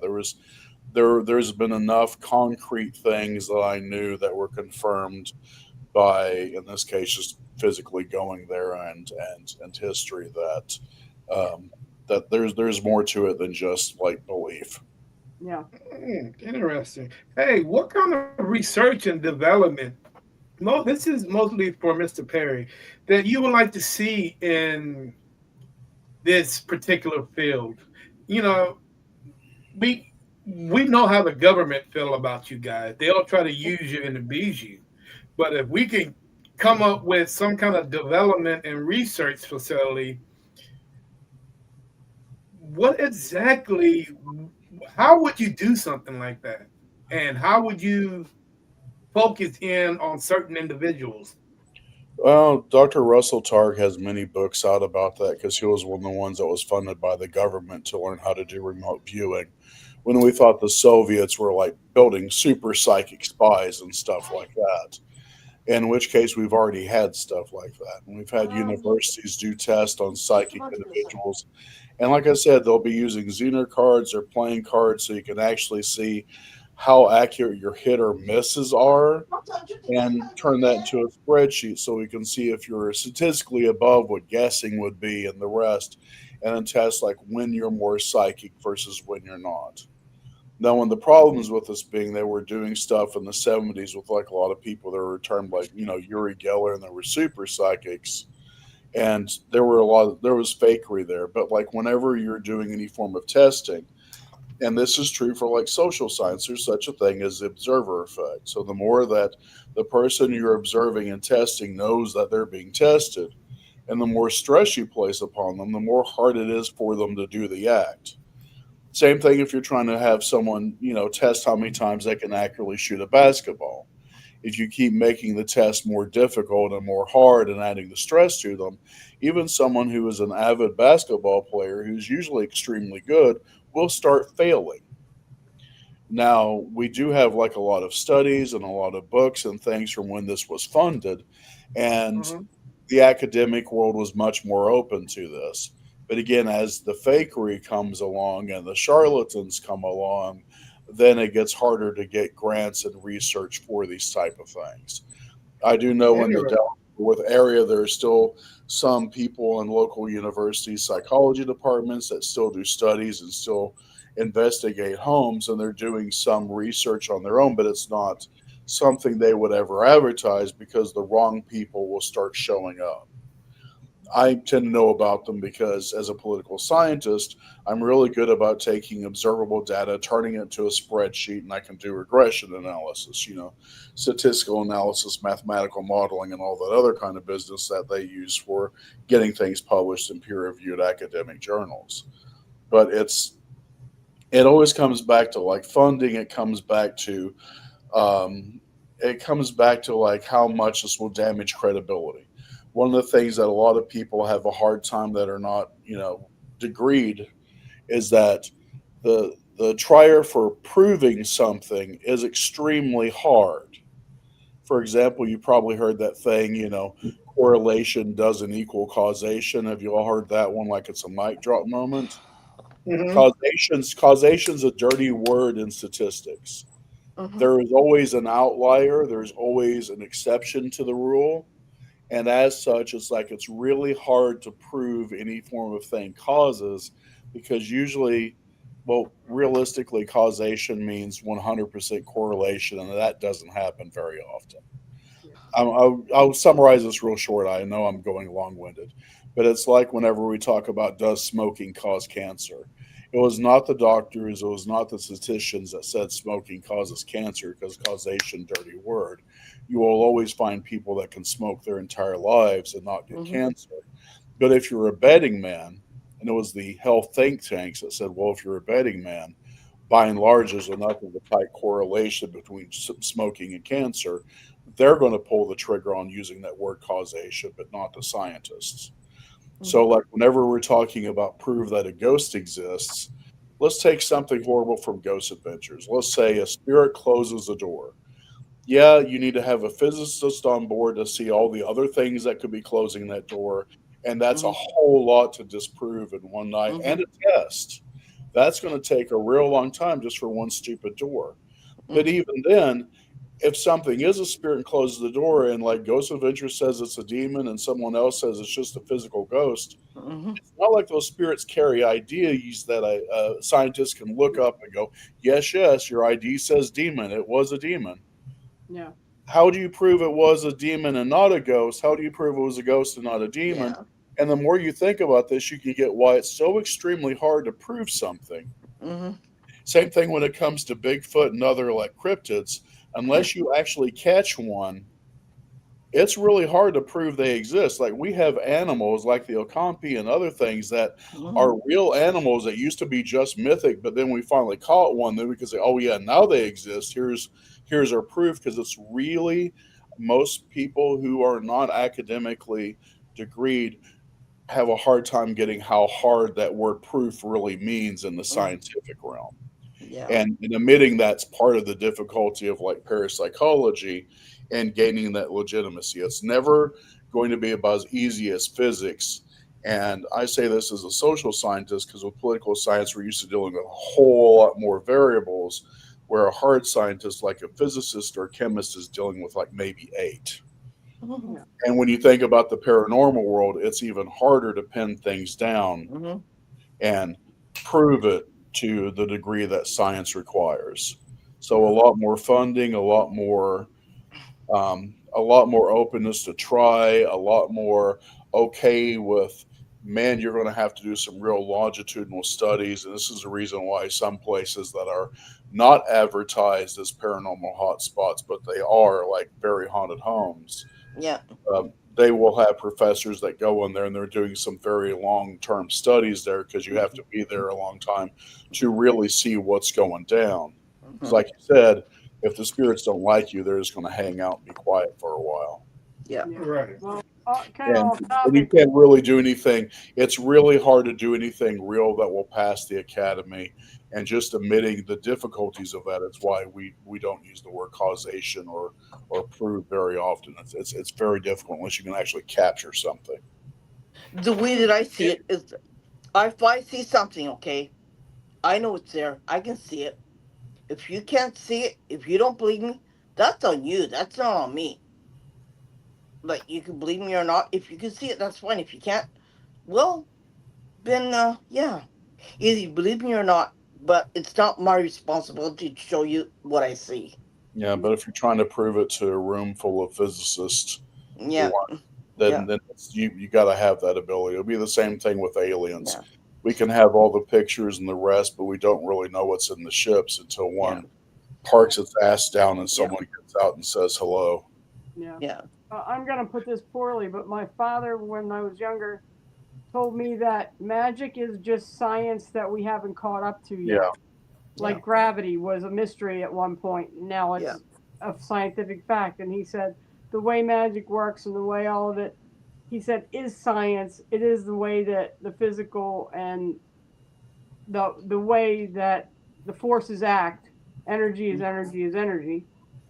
But it will take science a long, long time to catch up Mm-hmm. because they don't want to be catching up to it.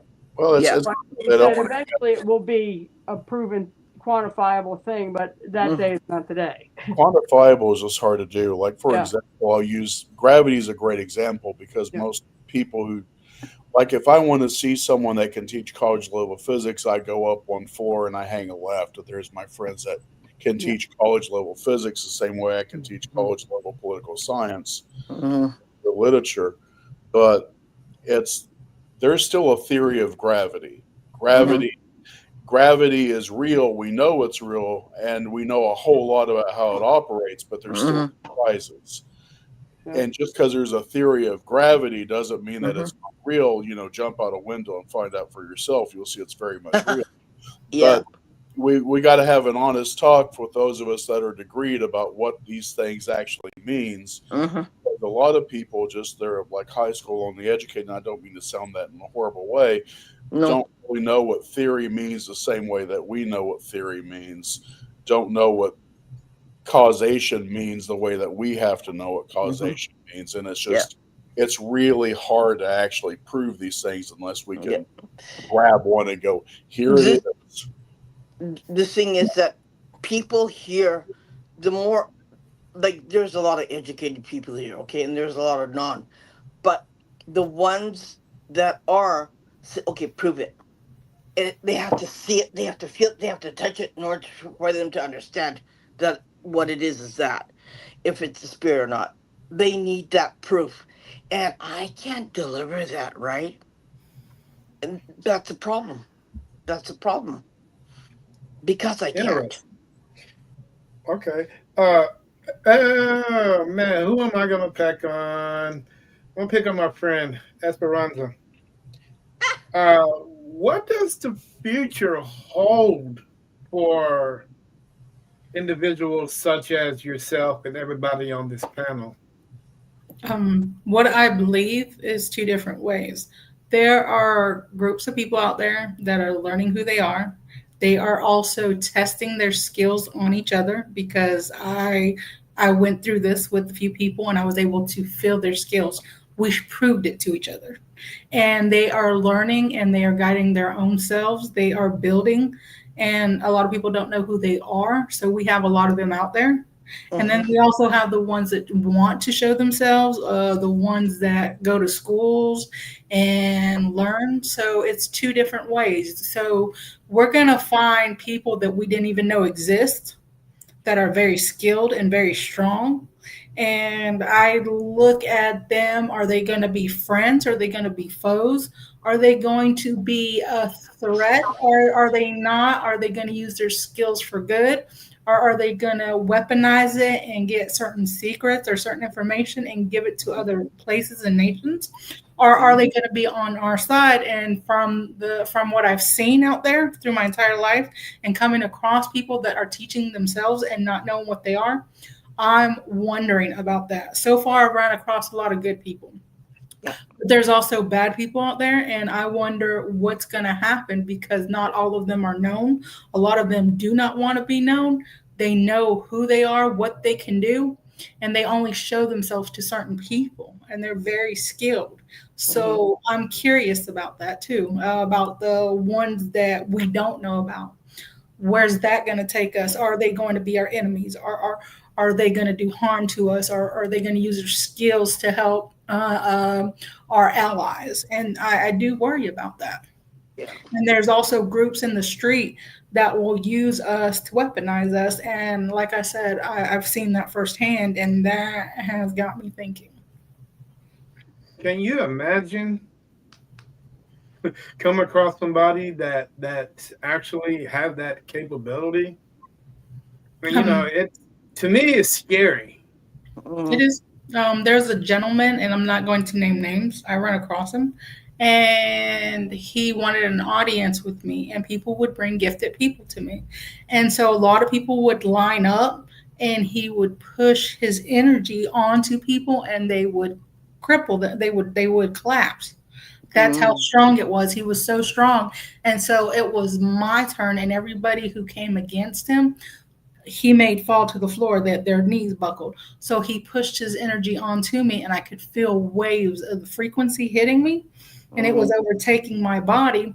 But my mind went still, and I was able to outsource him, and he fell to the ground. And people in the background were chanting, "Give her everything you got! Come on, you dropped us! You dropped us! Give her everything you got!" And he tried, and he fell to the floor.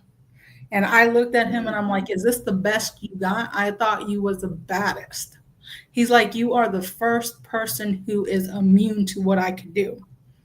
And I looked him in the eyes. He said, there is something behind you. And I said, you don't know who I am. And there's other people out in the world. So never think that you're the baddest. But ever since that moment, it got my Right. mind to thinking. Isn't he an energy vampire? He wasn't an energy vampire. He was able to push his mind and his energy onto you and Yeah. Yeah. cripple you, and Yeah. you would feel it. It was like a wave of a frequency, like electricity Yeah. going through your body, Yeah. a surge. And I literally watched people line up to feel what he could do, and people enjoyed it. And it got my attention, and they used to bring a lot of people to me. So I met a lot of people that they Yeah. didn't, and he didn't know what he was. He didn't know what he could do, but he finally accepted himself. He's in a church. He's doing good, and I'm not going to name names, but they are out there. Yeah.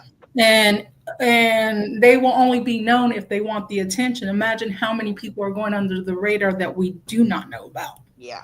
that can do Mhm. these skills, and they're strong, and imagine how they're shaping the world. Yeah. It's always been the I case. like to see a public school for individuals, and people say, "Hey, man, this is like Mr. Perry said, this is like the movies. Mhm.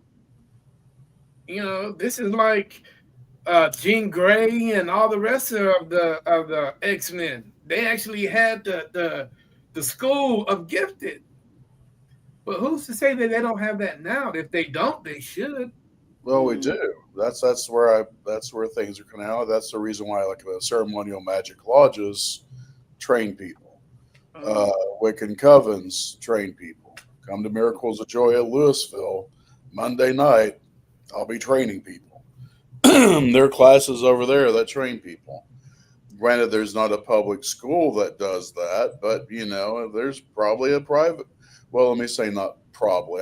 I do know that there's a charter school in the Fort Worth area that's got kids that are Wiccan and other things that kind of go over that way, and they have that as part of their curriculum.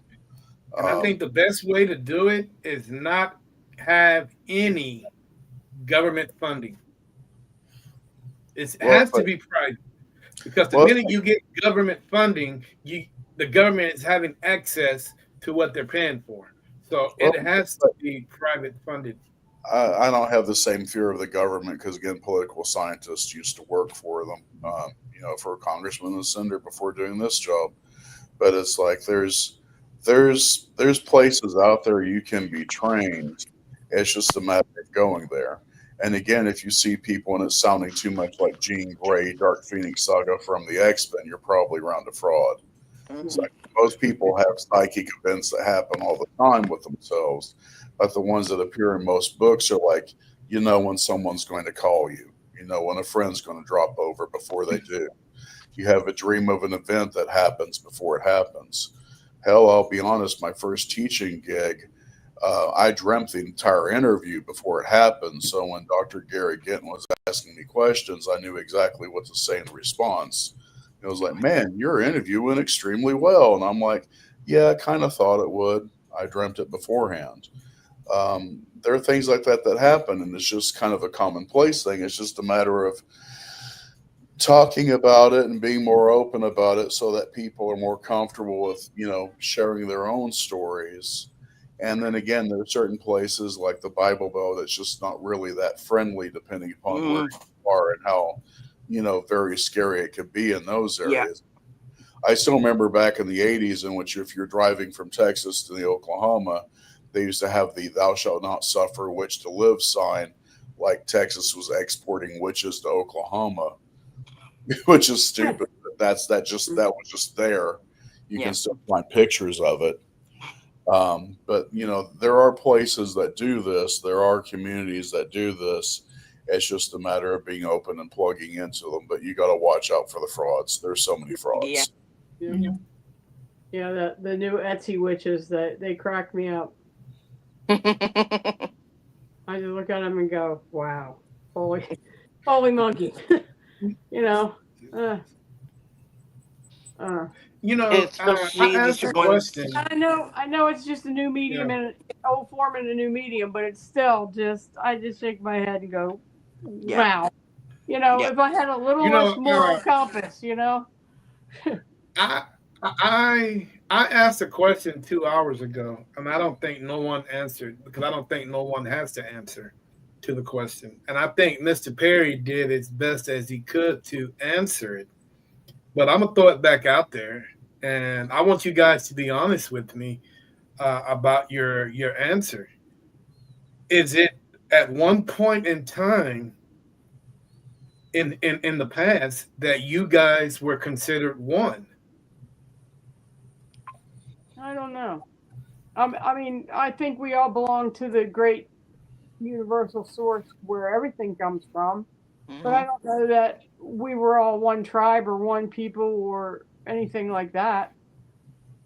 I wouldn't say one in the form of tribe or anything like that. Certainly not. But You know. one that practices like whenever you're doing the hexagram invoking or banishing rituals for ceremonial magic, as we say the word Ararita, which is an acronym for basically saying that one is God's beginning, one is God's end of the rest. The idea being that we're all linked together spiritually.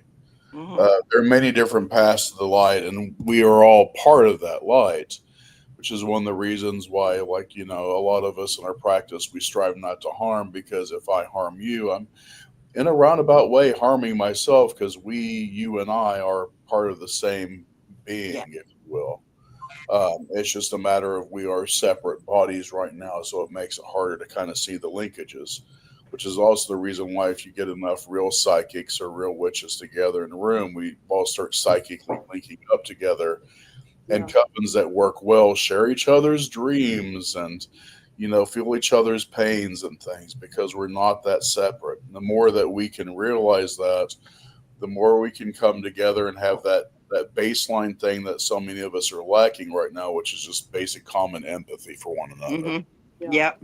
And I do agree. I do agree with you, Mr. Perry, about everything you say. Because when psychics and stuff do get together, we are one, and we actually are like a battery. We can Yeah. actually enhance each other's gifts, That's like, Mhm. and we can actually become stronger, and we can track, and we can do so much more as Yep. one. And we're like a power load. And Mhm. you know when you're around another psychic because you connect your mind, you Mhm. can feel. So you're right. So I agree with everything you say. Yeah. Yeah, Yeah. I agree too. You Yes. know, if that's the case, then why are so many psychics are afraid to work with each other? again, they're probably more of the fake kind that just want attention. Yeah. Or There's so many Yeah. people that want to. Again, you can because they want to be the Jean Grey. Yeah. They want to be the one that's the most powerful of all the powerfuls, and it's always. I worked with one lady that was very much like this, and it always had to be her story. It was never Mhm. let's help the client, and that's the reason why she couldn't be a part of the team because we were here to help the client, and Mhm. so it was her story predominantly. The client was the Mhm. secondary person. Mhm. You'll run into these people no matter what it is. They no matter the profession, the talent, if it's a musician, an actor, there are some people that really can do it and they have a certain humility and humbleness about them. Mhm. And there are some other people, it's really obvious that they are super threatened because they're Mhm. afraid of being tested. Yeah. Versus, I'll say this again for myself, I expect to be tested. I'm comfortable with being tested. Mhm. I want you to test me so that you and I both know we're not bullshit Mhm. because that's how we show who's legitimate and who's not and who's just trying to scam you for money because again there's so many people doing that. And also, there are people out there that have built a life around saying they're going to do stuff, and they can do a little bit, but they can't do everything. So when they get ousted, or when somebody comes through and can do it without all that magic, hocus pocus, and Mhm. bullshit, they get mad because you tore everything apart. And Yeah. they don't like it because you can walk in a matter of minutes and do what takes them 30 minutes. You can be done with the crowd in three, like, and literally you just pick people and just hmm, go at them. And they're like, they'll challenge you. And I love non-believers when I do what I do. Mhm. That's people that I've always been around. By the time I'm done with them, they walk away like, what the hell? And this other person comes in and tries to do the same thing, and they can't do it. They find other ways to scare people. So that's how I see it. I think And maybe you the got so whole your soul people who want to take, who just accumulate souls and bring them home with them, and they entrap them in their, I don't know, their oh house or my wherever. god. Yeah, you get those too, and yeah, they just you yeah, Y'all know them. believe in soul keepers? yeah, Yep. absolutely. Yep. Physical and spirit soul keepers. Why do people want to collect spirits? What is the purpose of that? Dark intent. Power. Yeah, they feed off it. They feed off the soul's energy, Yep. And and that you can begging them to have it in a become physical servitors. body or a non-physical body. There are some people that will enslave other spirits to be servitors. There's some that'll work with spirits. It comes down to the philosophy of practice. Yeah. Yeah, The same Yeah. way that some people work really. Some people are so dark and negative they can only work with the dark and negative because other Yep. things just be like, sorry y'all, I got other things to do. Yep. And they want to harm people because they just physically want to harm people. They would harm them magically because they want to harm them physically. And some people are just really shitty like that. And Mhm. a lack of empathy is, a big thing with us. Psychology points out there's some people that just do not have the ability to feel other people's pains and understand that when you make someone sad or hurt, it's not a good thing. yeah. I had a lady Interesting. who who um who collected souls. She can't move anymore. She's confined to her bed now because she's sick. And I heard in UVB, what we're coming after you. We're coming after them too. So, well, you know what? I tried. We all tried. I removed the dark energy from her from her resident, she asked somebody else if I can put it back. I said, I can't put it back. I can get rid of. We don't put back shit in your home, right? So no. And then she goes, I want it back. And I go, yeah, well, okay, see ya, bye bye. And I left that. I'm no longer friends with that person because I'm done, right? Yeah, there are people like that too. Like, oh my gosh, like, ooh, like I'm not gonna explain it to you, but I'm not gonna deal with you anymore. And yeah, you have a great life by yourself, and don't ask me to do anything for you. And I'm bye. Like, yeah, there are Mm. people like that too. Who is the biggest threat to gifted people? Skeptics or pretenders? Pretenders. Pretenders. Yeah, pretenders. Pretenders, pretenders. But then again, Why are they such a big threat to you guys? They destroy the credibility we would have yeah, because after you have enough fake psychics that you run into, yeah, it gets real hard to come out of the closet and be open about your abilities. You know, it's just, but that's true also if you're just a psychic among other psychics. yeah, You can go out to some places and see enough people. They're just like, yeah, they're unstable. They're unstable. They're unstable. Oh my God, there's people unstable. I'm just going to hang out here by the closet and hope no one notices me because I don't want to be associated with these people. Mhm.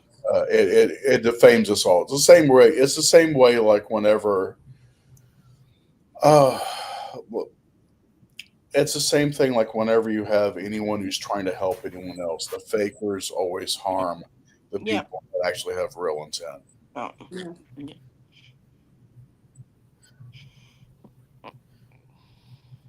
And they try to And discredit you and try to disprove you, and they try to tear down the work you do with the people that you help. You're there to help, not to hurt. And they yeah, get mad because people are now going towards you instead mm, of towards them, and they see the difference. yeah, true. And they want billions of dollars to help you Interesting. too. How does your gift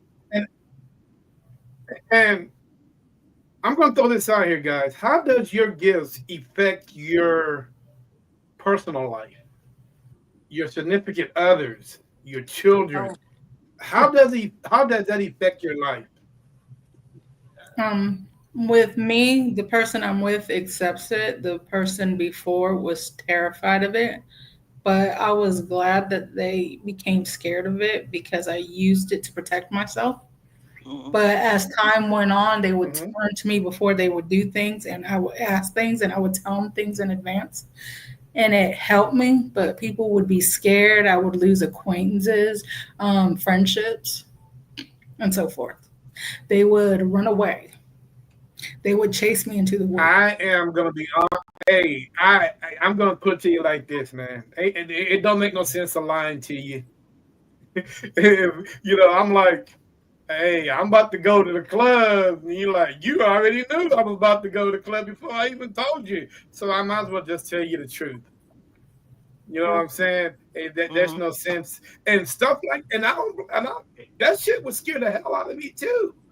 If you knew what I was gonna say before I say it, mm, I'm just like, oh, But damn, Yeah. dude, then don't I lie. had I I gotta had keep somebody my like that at one I gotta time, but keep my head yeah. clear because she's reading me already, and I'm like, mm.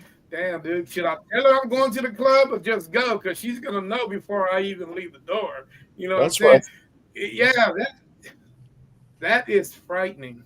that's where I think it's like life is different for me and maybe for you guys as well. I have a lot of people that come up to me for help and they need to tell me things, a lot of things. Mhm. I'm not a counselor, but I have a lot of people that come up after work and will spend hours talking about whatever they're going through, and that's just part of the deal. But also, as someone who is very psychic and around other people, they're very psychic, Mhm. I don't lie. I don't have that sense to lie. I don't have that sense because I Mhm. assume the people around me Yeah. just automatically know. So my Mhm. friend Marie, who's a shitload more talented as a medium than I am, and she's a wonderful person, and she actually is a counselor. Like, there would never be a moment in my life I think about ever lying to Marie because I automatically assume she already knows, and that's just a part of how we function. Right there. So the thought of like trying to hide anything from someone, Mm-hmm. it doesn't occur to me. In Mm-hmm. the sense, if there's someone that I feel I need to hide something from, it's probably because they're not the best person for me, and I just need to get some distance from them. But there are things that you cannot All tell right. others, right? There's it. Well, I'm in the Bible Belt, so there's that, and there's some very scary things going on right now in Texas and Mm-hmm. Oklahoma. So there's that, but the same sense, like I don't. There's a certain sense you got to have healthy boundaries, and that's the Mm-hmm. phrase used in psychology and the rest.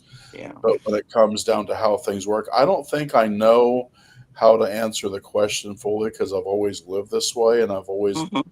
people that are psychic. They've always automatically known. So I'm just horribly honest about things, and my mind is what you see is what you get. Basically, I think that's True. the best way I But can say it. there is information that is not meant to be shared with other people. Let's put it that way.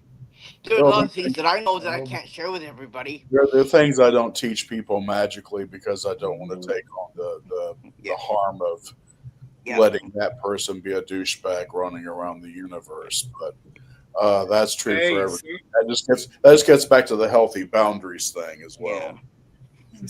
hey, somebody is sticking their finger into the light socket. You are not me. No, not me. I have not said anything. I am. You know what? As I got all you gifted people on the panel tonight, and Okay. I can ask any question, and I can almost guarantee you that everybody on the panel, their answer is going to be different. Yeah. I True. guarantee you, True. every last one of them. True. But I'm not going to do that because it's not about me tonight. It's about I you know. guys. You know what I'm saying? And to be honest with you, I'm not a gifted individual, but You are in a if way. you guys no, if you guys was to enhance your gifts tenfold, fivefold, or even threefold, I think the world would be scared of y'all. Yeah. That's just the way the world is. Mm-hmm. If there's something out there that they don't know anything about, naturally we're humans. We're gonna fear you before we even get a chance to get to know you. Yeah. And how's that different from other things? Is my question. Like, I'm a gay guy. I've got shit my entire life for being gay. Being psychic's hardly a thing that's caused me as much trouble. Growing up Wiccan in Oklahoma, that's caused me more shit than being psychic. You know, the Mm-hmm. psychic shit's kind of boring. So, at some part, the way I've experienced this lifetime, I don't have the fear of like sharing a lot of this stuff with people because I'll get shit for other things that has nothing Mm-hmm. to do with being psychic. No. Yeah. And But see, I my think thing me is, personally, sorry, go ahead, me on the go ahead. opposite end, I had to learn how to hide what I did because I used to be open and share with everybody and help everybody. It backfired on me, and I lived Mm-hmm. like in the Bible Belt, so it scared people. And then they would turn on me and only come around me when they needed my help, and then they would leave. So I Mm-hmm. had the opposite experience. So now I'm very careful with who I open up to, Mm-hmm. and it's sad because I'm around people and I'm so used to helping them. When I pick up on something, I want to go Mm-hmm. up to somebody and say, hey, be careful or just do this. But now I walk by and stay silent. Yeah. That's a I'm healthy sorry balance. for laughing. I keep laughing and shaking my head because I think it's George.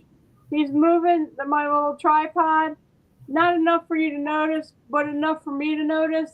And then I went like that because he whistled in my ear, and I keep laughing because he's he's singing with me a little bit. And I didn't mean to laugh in the middle. It's just I was getting flicked, and my phone went. I didn't mean to laugh. I'm sorry. Yeah, No, it's Okay. Yeah. no, I can tell because you got interference going on your Yeah. on your streaming. You're Yeah. kind of coming in and out. So, Yeah. Yeah. Yeah, my camera keeps going boop boop boop boop. well, you so might it have to feels fix George some chocolate. Oh well, Yeah. I told you he's exactly like George Carlin, and if he can mess with you, he's gonna mess with you. It's just who he is, and Oh I'm okay well, with that. well, tell him I don't have any fruit for him to beat up on or to smash on. Mhm. Oh no, that's not him. George Carlin was a like more political comedian. Who Oh, he had the 12 dirty words you can't say on air and things like that, and he's very much messing with me right now. oh, well, Yeah, just shaking it's the camera a little bit or flicking me in the ear. And he's usually not physical, and it's taken me by surprise. It's usually all messages. It's not things don't move. The lights flickered a couple times. It's been a different night. yeah, it's been a very interesting night, guys. A couple more questions, and I'm gonna get you guys out of here. I know you got better things to do. Uh, are there any boundaries that you guys would cross or you wouldn't cross when you're out investigating? Well, I Anybody? feel like the spirits are people, and you need to be treated with respect. I don't wouldn't go in there and provoke them No. needlessly for no reason. I wouldn't do that. No. Um, I try and let things be if it's something that can coexist. If it's something I have to blow out the door, blow them out the door. By Yeah. whatever needs to Yeah. be done. Yeah. But it's a very case specific. I don't like to do it unless I know it's something really harmful because Yeah. they have an afterlife. They have a right to be Yeah. what, no matter what they are. It. You don't have the right to be here, maybe, but you have the right to be. So I'm not gonna blow you into particles because I can. Yeah. It's Hmm. just, it's sometimes it's just as simple as going, cut it out. Mhm. You're being an idiot. You're being an asshole. Stop. And sometimes you have to use a nuclear option. I've come up Yeah. across some bad That's things that true. it was the nuclear option, Yeah. or somebody was going to die. Yeah. Hmm. It's a case by case thing, right? It Yeah, depends on the situation.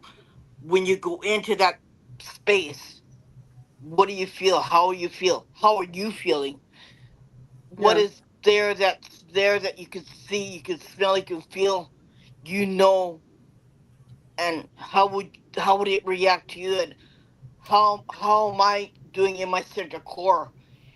Have I got the right energy to go in there? If I don't, I go out, pace myself, get rid of whatever I have, and come back in again and see if I need to, what do I need to do? How can I not fix? How can I make this situation a little bit better so everyone else can live in harmony? Or is there something there that is really bad and is trying to make these people sick, the homeowners sick, and how do I deal with it? Right? Yeah, yeah, exactly. I Hmm. usually go in and I try to remember again, like you said, they're just people. Spirits are people. Yeah. So one thing I usually really stress for like young paranormal investigators is they're older people of a certain place and time. So the more polite you are, Mhm. the more they're going to respond to you because they expect a certain decorum that we just don't train people in No. anymore. And also, I have more boundaries and stuff when I'm dealing with friends that are going through stuff. Like whenever I have a friend that has a death in the family, even if I'm getting something, I usually won't say anything unless that friend asks. yeah, Mm-hmm. And even Yeah. then, the bigger one that is one I know I mentioned with you, Terry, is that we can't force a spirit to be honest with us. No. If they want to lie, they're going to lie, or they might think that they're telling the truth, but it's factually not the truth. Yeah. Yeah. You can't make them be something other than what they are. In which case, Yeah.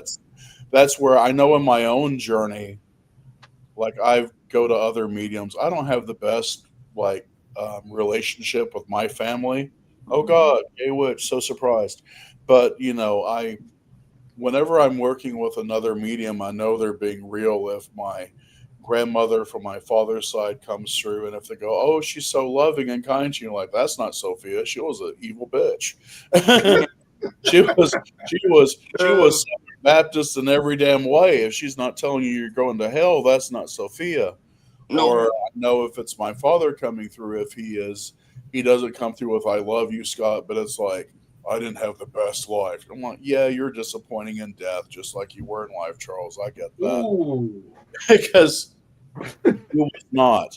And I know what that's like. I still will go to some of my medium friends, and I'm hoping for like the answer I didn't get in life, and I get why people do that. And sometimes the best confirmations I've had from my psychic and medium friends were like, "Yeah, you need to stop talking to this person because they were an asshole around you when you were younger, and they still are." Mm. And like, Spend if you're an time with asshole people. in life, you're an asshole in death too. Yeah. Yeah. I And wish you that know what? every spirit changed, but usually they stay the same son of a bitch. Yeah, no. And it Yeah. and it On up. took me and it took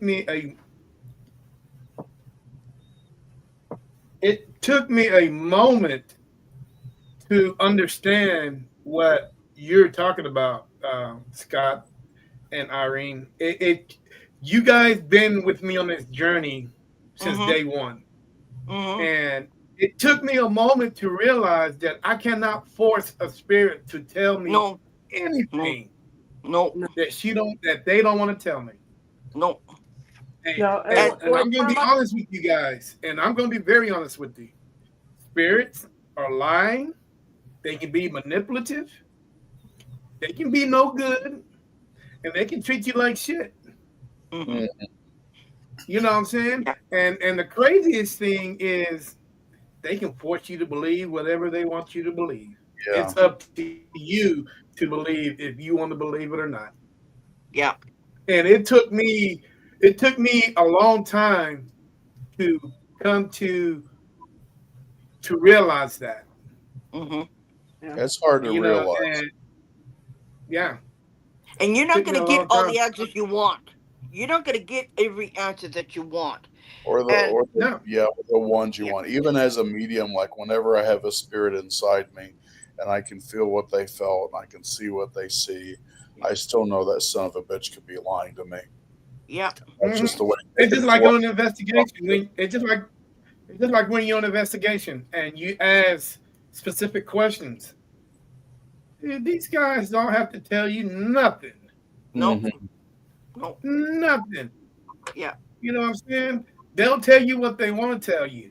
And it's so crazy because they would say something that's not even anything part of the question that you ask.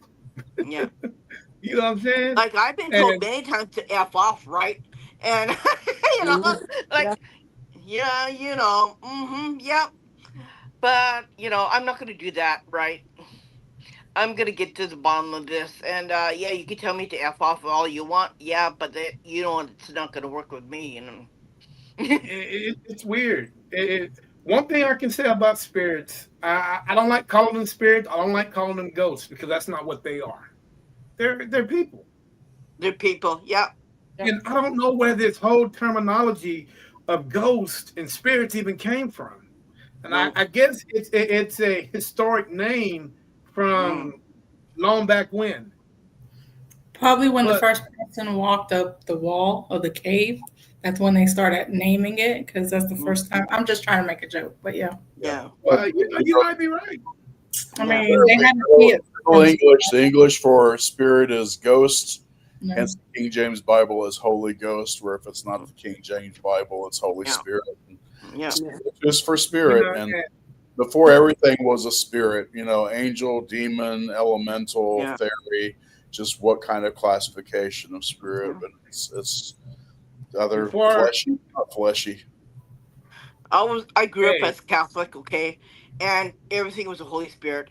Um, I kind of like inched away with it. I'm kind of like I call myself a pagan. I call myself a Shintoist, a higher form of Buddhism. That's what I am, and I pray to the Buddha, God of Buddha. I pray to the Buddha all the time. I go for cleansing because what I do, the things that I do, I have to get cleansed. So I go every half a year, every 6 months. I go to the temple and I get cleansed at the Shinto shrine. It belongs to my relatives. I've told Terry that he knows, and I go there and ask my relatives to help me cleanse my body. I go there every 6 months because what I do is not for the faint of heart, and sometimes they can be really nasty. Sometimes they can be very daunting, and sometimes I get drained, like you would believe it. But I do it anyways, and I won't change one bit of what I do. If I had a chance, I'll still go through that same road that I'm doing right now, and I'll still be there for everybody, and I will still be there to help everybody. And I don't charge a penny, but yeah, and people will use you, and I got used many times, but uh-huh. you know, it's part of life, you know. It is what it is. Two more questions, guys, and I'm gonna get you guys out of here. Um, if you guys had the opportunity to change your lives, would you do it? No, No, If somebody was to say, "I can take that away from you, touch you in your head, and take it away," would you allow them to do it? no. nope. Long time ago, I would have, because I didn't know what it was called and what I was doing. I felt that I was cursed. So before I even knew what the word psychic was, before I knew what any of it, channeling, all of it, I would be Mhm. honest. Yes, I wished I never had it. Yeah, But now that I understand it and there's people and I can sit and talk to y'all and not be used in a bad way, now yeah, I'm accepting it. yeah. Before, I thought I was cursed. I thought that it Hmm. was insanity because there is no explanation. If it wasn't for all the witnesses, then Hmm. I would say that I was 100% insane. But there were so many Yeah. witnesses. If I'm crazy, then everybody else is as equally insane. Hmm. There you But go. there's so many non-believers that turned believers by the time I Yeah, was done with them. yeah. So before I I thought it call was it a a curse. curse and a gift. I don't know. Still call mine a curse. There was sometimes I wish I didn't have it. I wish I couldn't see it, and sometimes you get overwhelmed. Like I get spirits coming in my home, and they tap on my shoulder. I said, "Okay, take a number. Okay, this is my time, and I've been taking a bath because water draws energy." And they come in my bathtub, and I said, "Okay, what the heck do you want? Like really? Like." Yeah, I'm trying to get me time, okay? And yeah, just come back another time when I'm ready to, or when I'm ready to see you. It's like, "Ooh, I need a You know, break." It's I spend too much time as an occultist working to develop this further and further and further over like many decades. So I certainly will not give it up, and I don't view it as a curse. And I've had enough positive interactions with helping people with other Texas Paranormal Recon or doing my stuff as a witch or a psychic or a medium or card reader or whatever, or Reiki, whatever that's not. mhm, That this is part of my positive spiritual path, and I view this in the same way I view teaching as a different form of healing, mhm, healing for me and healing for others. mhm, For me, it's a connection to my family. I mean, I would be denying my heritage. mhm. I would be denying my mother and my dad. So no, I uh, wouldn't take it away. now Nope. family, them the ones you can't trust the most. My family is not trustworthy. Who? I'm just honest with you. Those little That's boogers. I'm just saying that is something that was passed down to me, like my eye color, or Mhm. it's in my lineage, and I would be denying that, and I don't want to do that. I'm a Yeah. You know, big my believer in family, family they of were people, choice. yes and no, they were people. Yeah. But Big believer in family of choice, and I wouldn't pass up the witches that have helped me. And I cannot say this enough. Like, aside from like the psychic stuff or the rest, it's like if not for Hmm. those Saxon witches that spotted me over in the Ada Public Library, if not for them, they were the ones that kept me safe as a little gay Hmm. kid growing up in Oklahoma. Showed me there were other paths and got me away from like Christian fundies who are like would have Hmm. messed me up right, left, and every other direction. oh yeah, I would never deny them. No. Well, if you guys ever need to take a vacation or a break, just call me. Y'all got my number. They're like, hey, I'm gonna pass this on to you for a weekend. but Can you handle it? but And I'm the gonna thing say is that yes. the thing is Now, that it's the could you handle guarantee it? that you might not Could you get handle it, all your right? powers back. You might not get all your gift back. I might take a pinch and keep it for myself. Yeah. Uh, You but you're over yeah, by the Austin area, right? yeah, I'm just north around the Cedar Park All area. right. So there's actually a spiritualist church that meets over in Austin, and you can like Google them, and they've got classes and stuff like that, and they have weekly seances services, and you could join up with them, and they'll be glad to help you out. Or if ever like I'm down that area, I'd be glad to show you a few things and open you up. They don't want me to. I mean, my goal is to pinch. I want to be a pincher. I want to Well, take gifts from here, gifts from there, and you don't have just to collect take. You've keep it for already myself. got them. You just haven't I unlocked want them. They're I there. want some of Esmeralda. I want some of her gifts. I want some of Irene's gifts. I want some of all of y'all's gifts. They oh thank say you, George. they say that if you stay around people long enough, your mind sink, and when your mind sink, you start to portray and take on the people around you. So you can probably develop it like that. But I only heard about it. I don't know if it's legit. It's just Well, hearsay. hey, okay, but here we go. So when you coming to Texas so we can figure this thing out? Ain't gonna be anytime soon. I got a lot of stuff to take care of. No. But Do I even gotta see an talking on airplane the ticket? phone and stuff, even Do I talking. Yeah. gotta see you? Do I gotta see you an airplane ticket? Yeah. Yeah. I I'm waiting will for Oh, be you, oh, coming to Terry. Georgia. wait. Hey, Irene, hers is a lot cheaper than yours.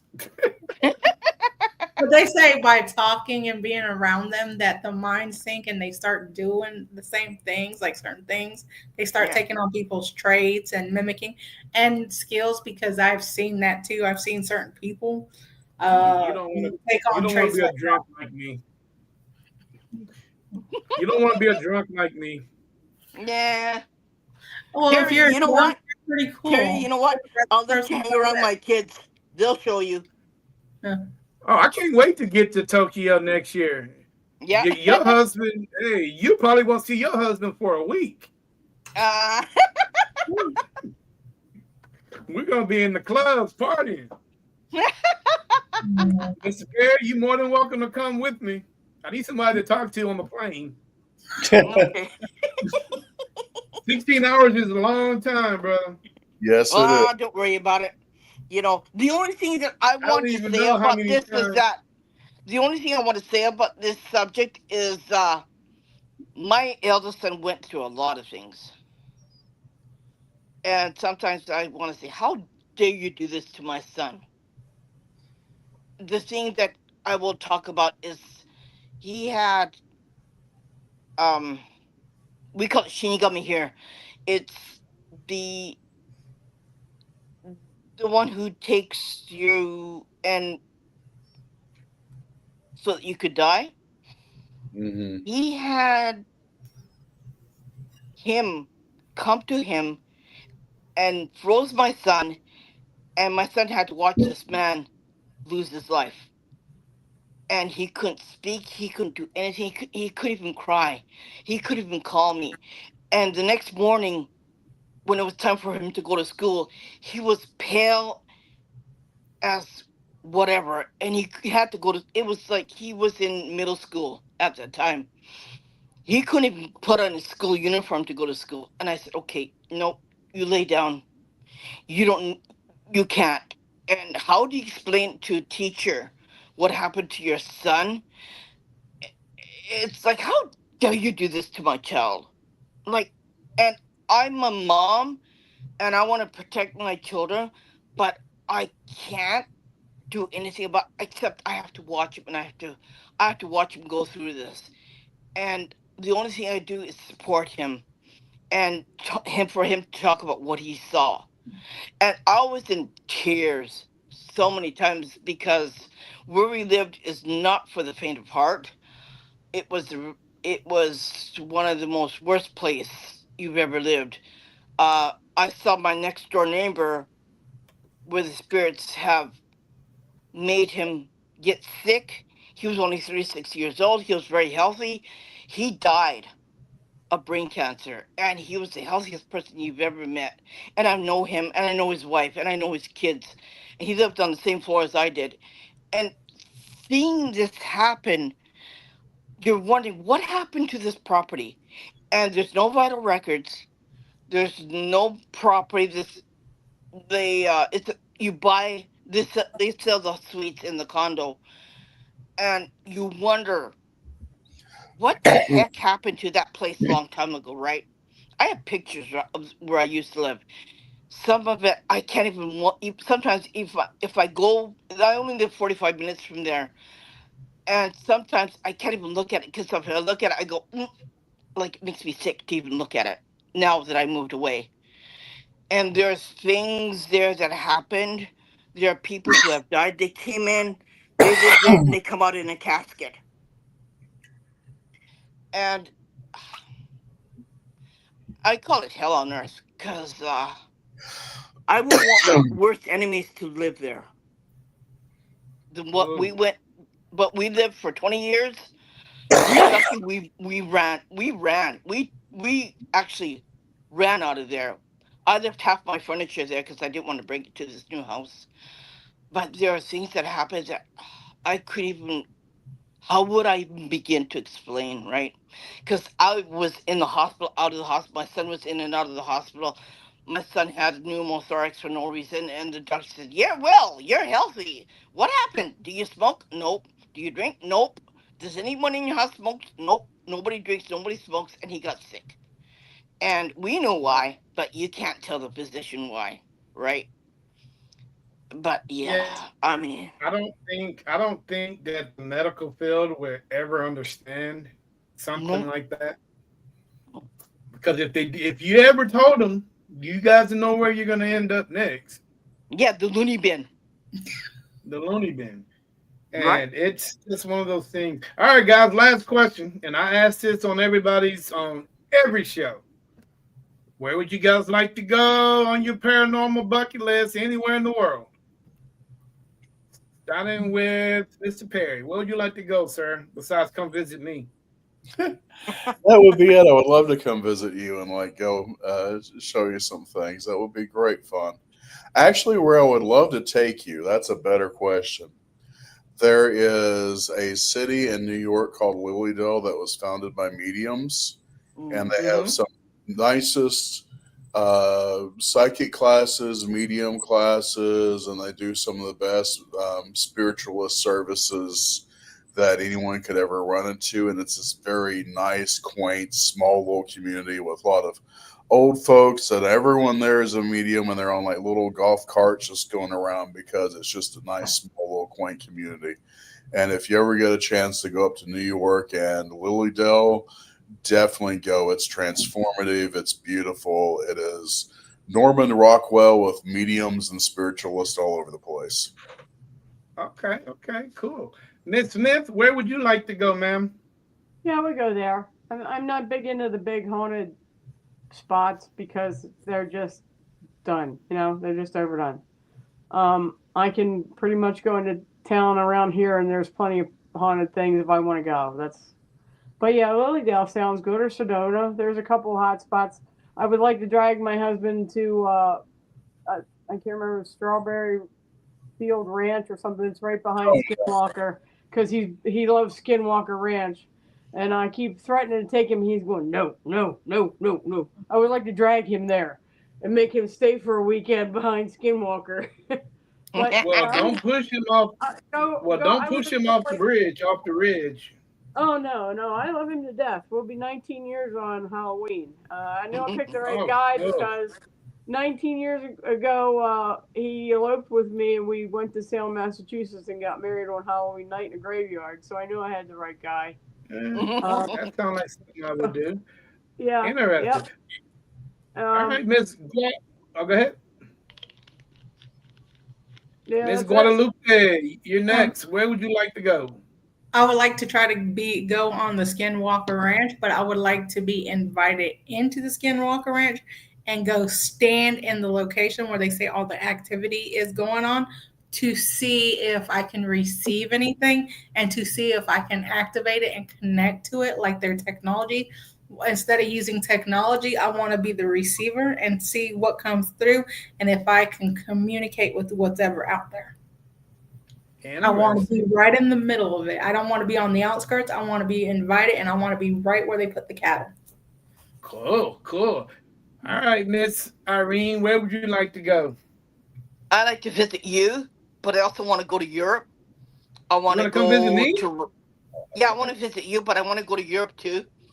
I want to go to certain places like in Romania, uh, some of the castles in England because I have a whole bunch of friends that'll help me go there. I got lots of connections there. Well, I want to go to certain weird places. I like weird places. Like me, I'm weird, and I like that'd going to be so weird cool. places.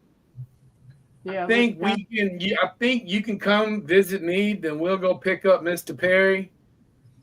Since he's paying for the trips to Romania, then we can just go to Romania. I mean, he We'll pick up Robin too. We got to take Robin with us. first class. Well, I'm not settling for that other stuff. We're going first class. No, we're too big for coach. Yeah, Spread out. can't sit in coach. You gotta have first class. yeah. I If gotta we're have my going to own Europe, bathroom. yeah, if we're Yeah, going to I gotta Europe, have I my want to go to champagne Lev and I gotta Castle where have my Perry died. caviar. Yeah. All right, guys. What would it take for me, for you guys? What do I gotta do for you guys to keep in touch with each other? No, I'm I up for don't it. want tonight. I don't want tonight to be the last night that we stop communicating with each other. Terry, set up a Okay. chat So what room. do I need to do? Set up a chat room. Yeah, that'll work. Yeah. Yep. You don't have this Set up be a like chat a room on regular, Messenger. I'll be there. Yeah. Yep. have Chat this be a regular thing. We talk about other shit besides Yeah. just psychic Yeah. stuff. Yeah, Yeah. yeah, that'd be cool. Yeah, I think that would be cool because Yep. I don't want this. I don't want this to end. I want this to Yeah. be something Yeah. that's going to continue. Oh yeah. You know, I whether like that. That'll be fun. If we can set up a chat room for all of us so we can all keep in touch and talk to each other. And Yeah. if we I think have that'd be, I think that'd be a cool. situation, That'll we work. could always reach out to each other Yeah. I because we think I, need that. I think that'd be cool. Even though all you guys have my personal number, you can call me anytime. Okay. So when we see a I streaker running down the road, we can text you about it. Yeah. who? A streaker. That's probably me. Sorry, Oh, you somebody know what? already beat you to it around here a long time ago. They opened up their That's own probably me. I'm the guy that's running down the street with no clothes on. Oh dear. Let me Oh go What? get the lordy, tape lordy, measure lordy. and make sure you're the right one. Well, what? The tape measure to make sure you're the right one, because when he flashed, I made sure I got the measurements in my mind. Yeah, like how many centimeters, right? Yeah. Mm. Oh, centimeters. That's tacky. Hey, How hold many, up. how many inches? Sorry, Hey, we're in whoa, Japan. whoa, We do whoa, everything whoa, whoa, metric. whoa. How did we go from that to this? Wow, Wait a yeah. minute. Because we were Oh, talking about wow. keeping in touch with each other. Well, hold up Apparently, now. some people want to do more touching. One thing about me, I'm a and I'm gonna touchy be feely honest with you. person. Hey, my legs are not. Hey, all my legs are just as. Hey, I got my third leg is just as long as my other legs. So I don't want to hear anything about that. Well, you threw me by surprise with that. Is it whack? We gotta have Is a it good whack? time to laugh. Yeah, we gotta laugh. We We gotta Oh got my laugh. God. Yeah, hey, and give you hey, Brazilian while you're at it. Oh, ow. I'm done. I'm done. Hey guys, if you guys want to continue with the conversation, it'll be the after show podcast. Will start in about 2 minutes. So if you Okay. guys would like to continue this after the show, Yeah. I will be on there. If you guys got to go, I understand that. And I Yeah, I know told I gotta go to bed. we can get into different topics about the paranormal and stuff like that. That's only by your wish. But once again, guys, thank you for coming on the show. I really appreciate all the knowledge. Guys, you would not believe how much knowledge in years that we have combined Mm-hmm. on this show right now. You're talking about over 120 something years of knowledge Hey now, between don't get all of you specific. guys. It's a lot of knowledge. Yeah, And for somebody who not that don't want to take that knowledge in, Mm-hmm. something wrong with them. Because I would gladly take it all in. I yeah. would take it all in. But with that being said, guys, I appreciate you guys spending time with me. I would Thank you love to for do having this me. again. And hey, thank you. I appreciate it. I appreciate all your honesty. I appreciate everything about what you guys have done tonight. But with Hi, that being Justin. said, uh, give me 2 minutes and we will continue after Okay. the podcast show Okay. and we can go from there. But until Okay. then, peace. I'll see you guys tomorrow night. Tomorrow night, I'll be in California. So, hey, stay out of trouble. And I will hope to see you soon. Okay. Thank you. Thanks for Bye. inviting me. Have a good night. Fun. Nice meeting y'all. Nice meeting you. Yep. Bye. Ooh, ooh. Well, I have to go.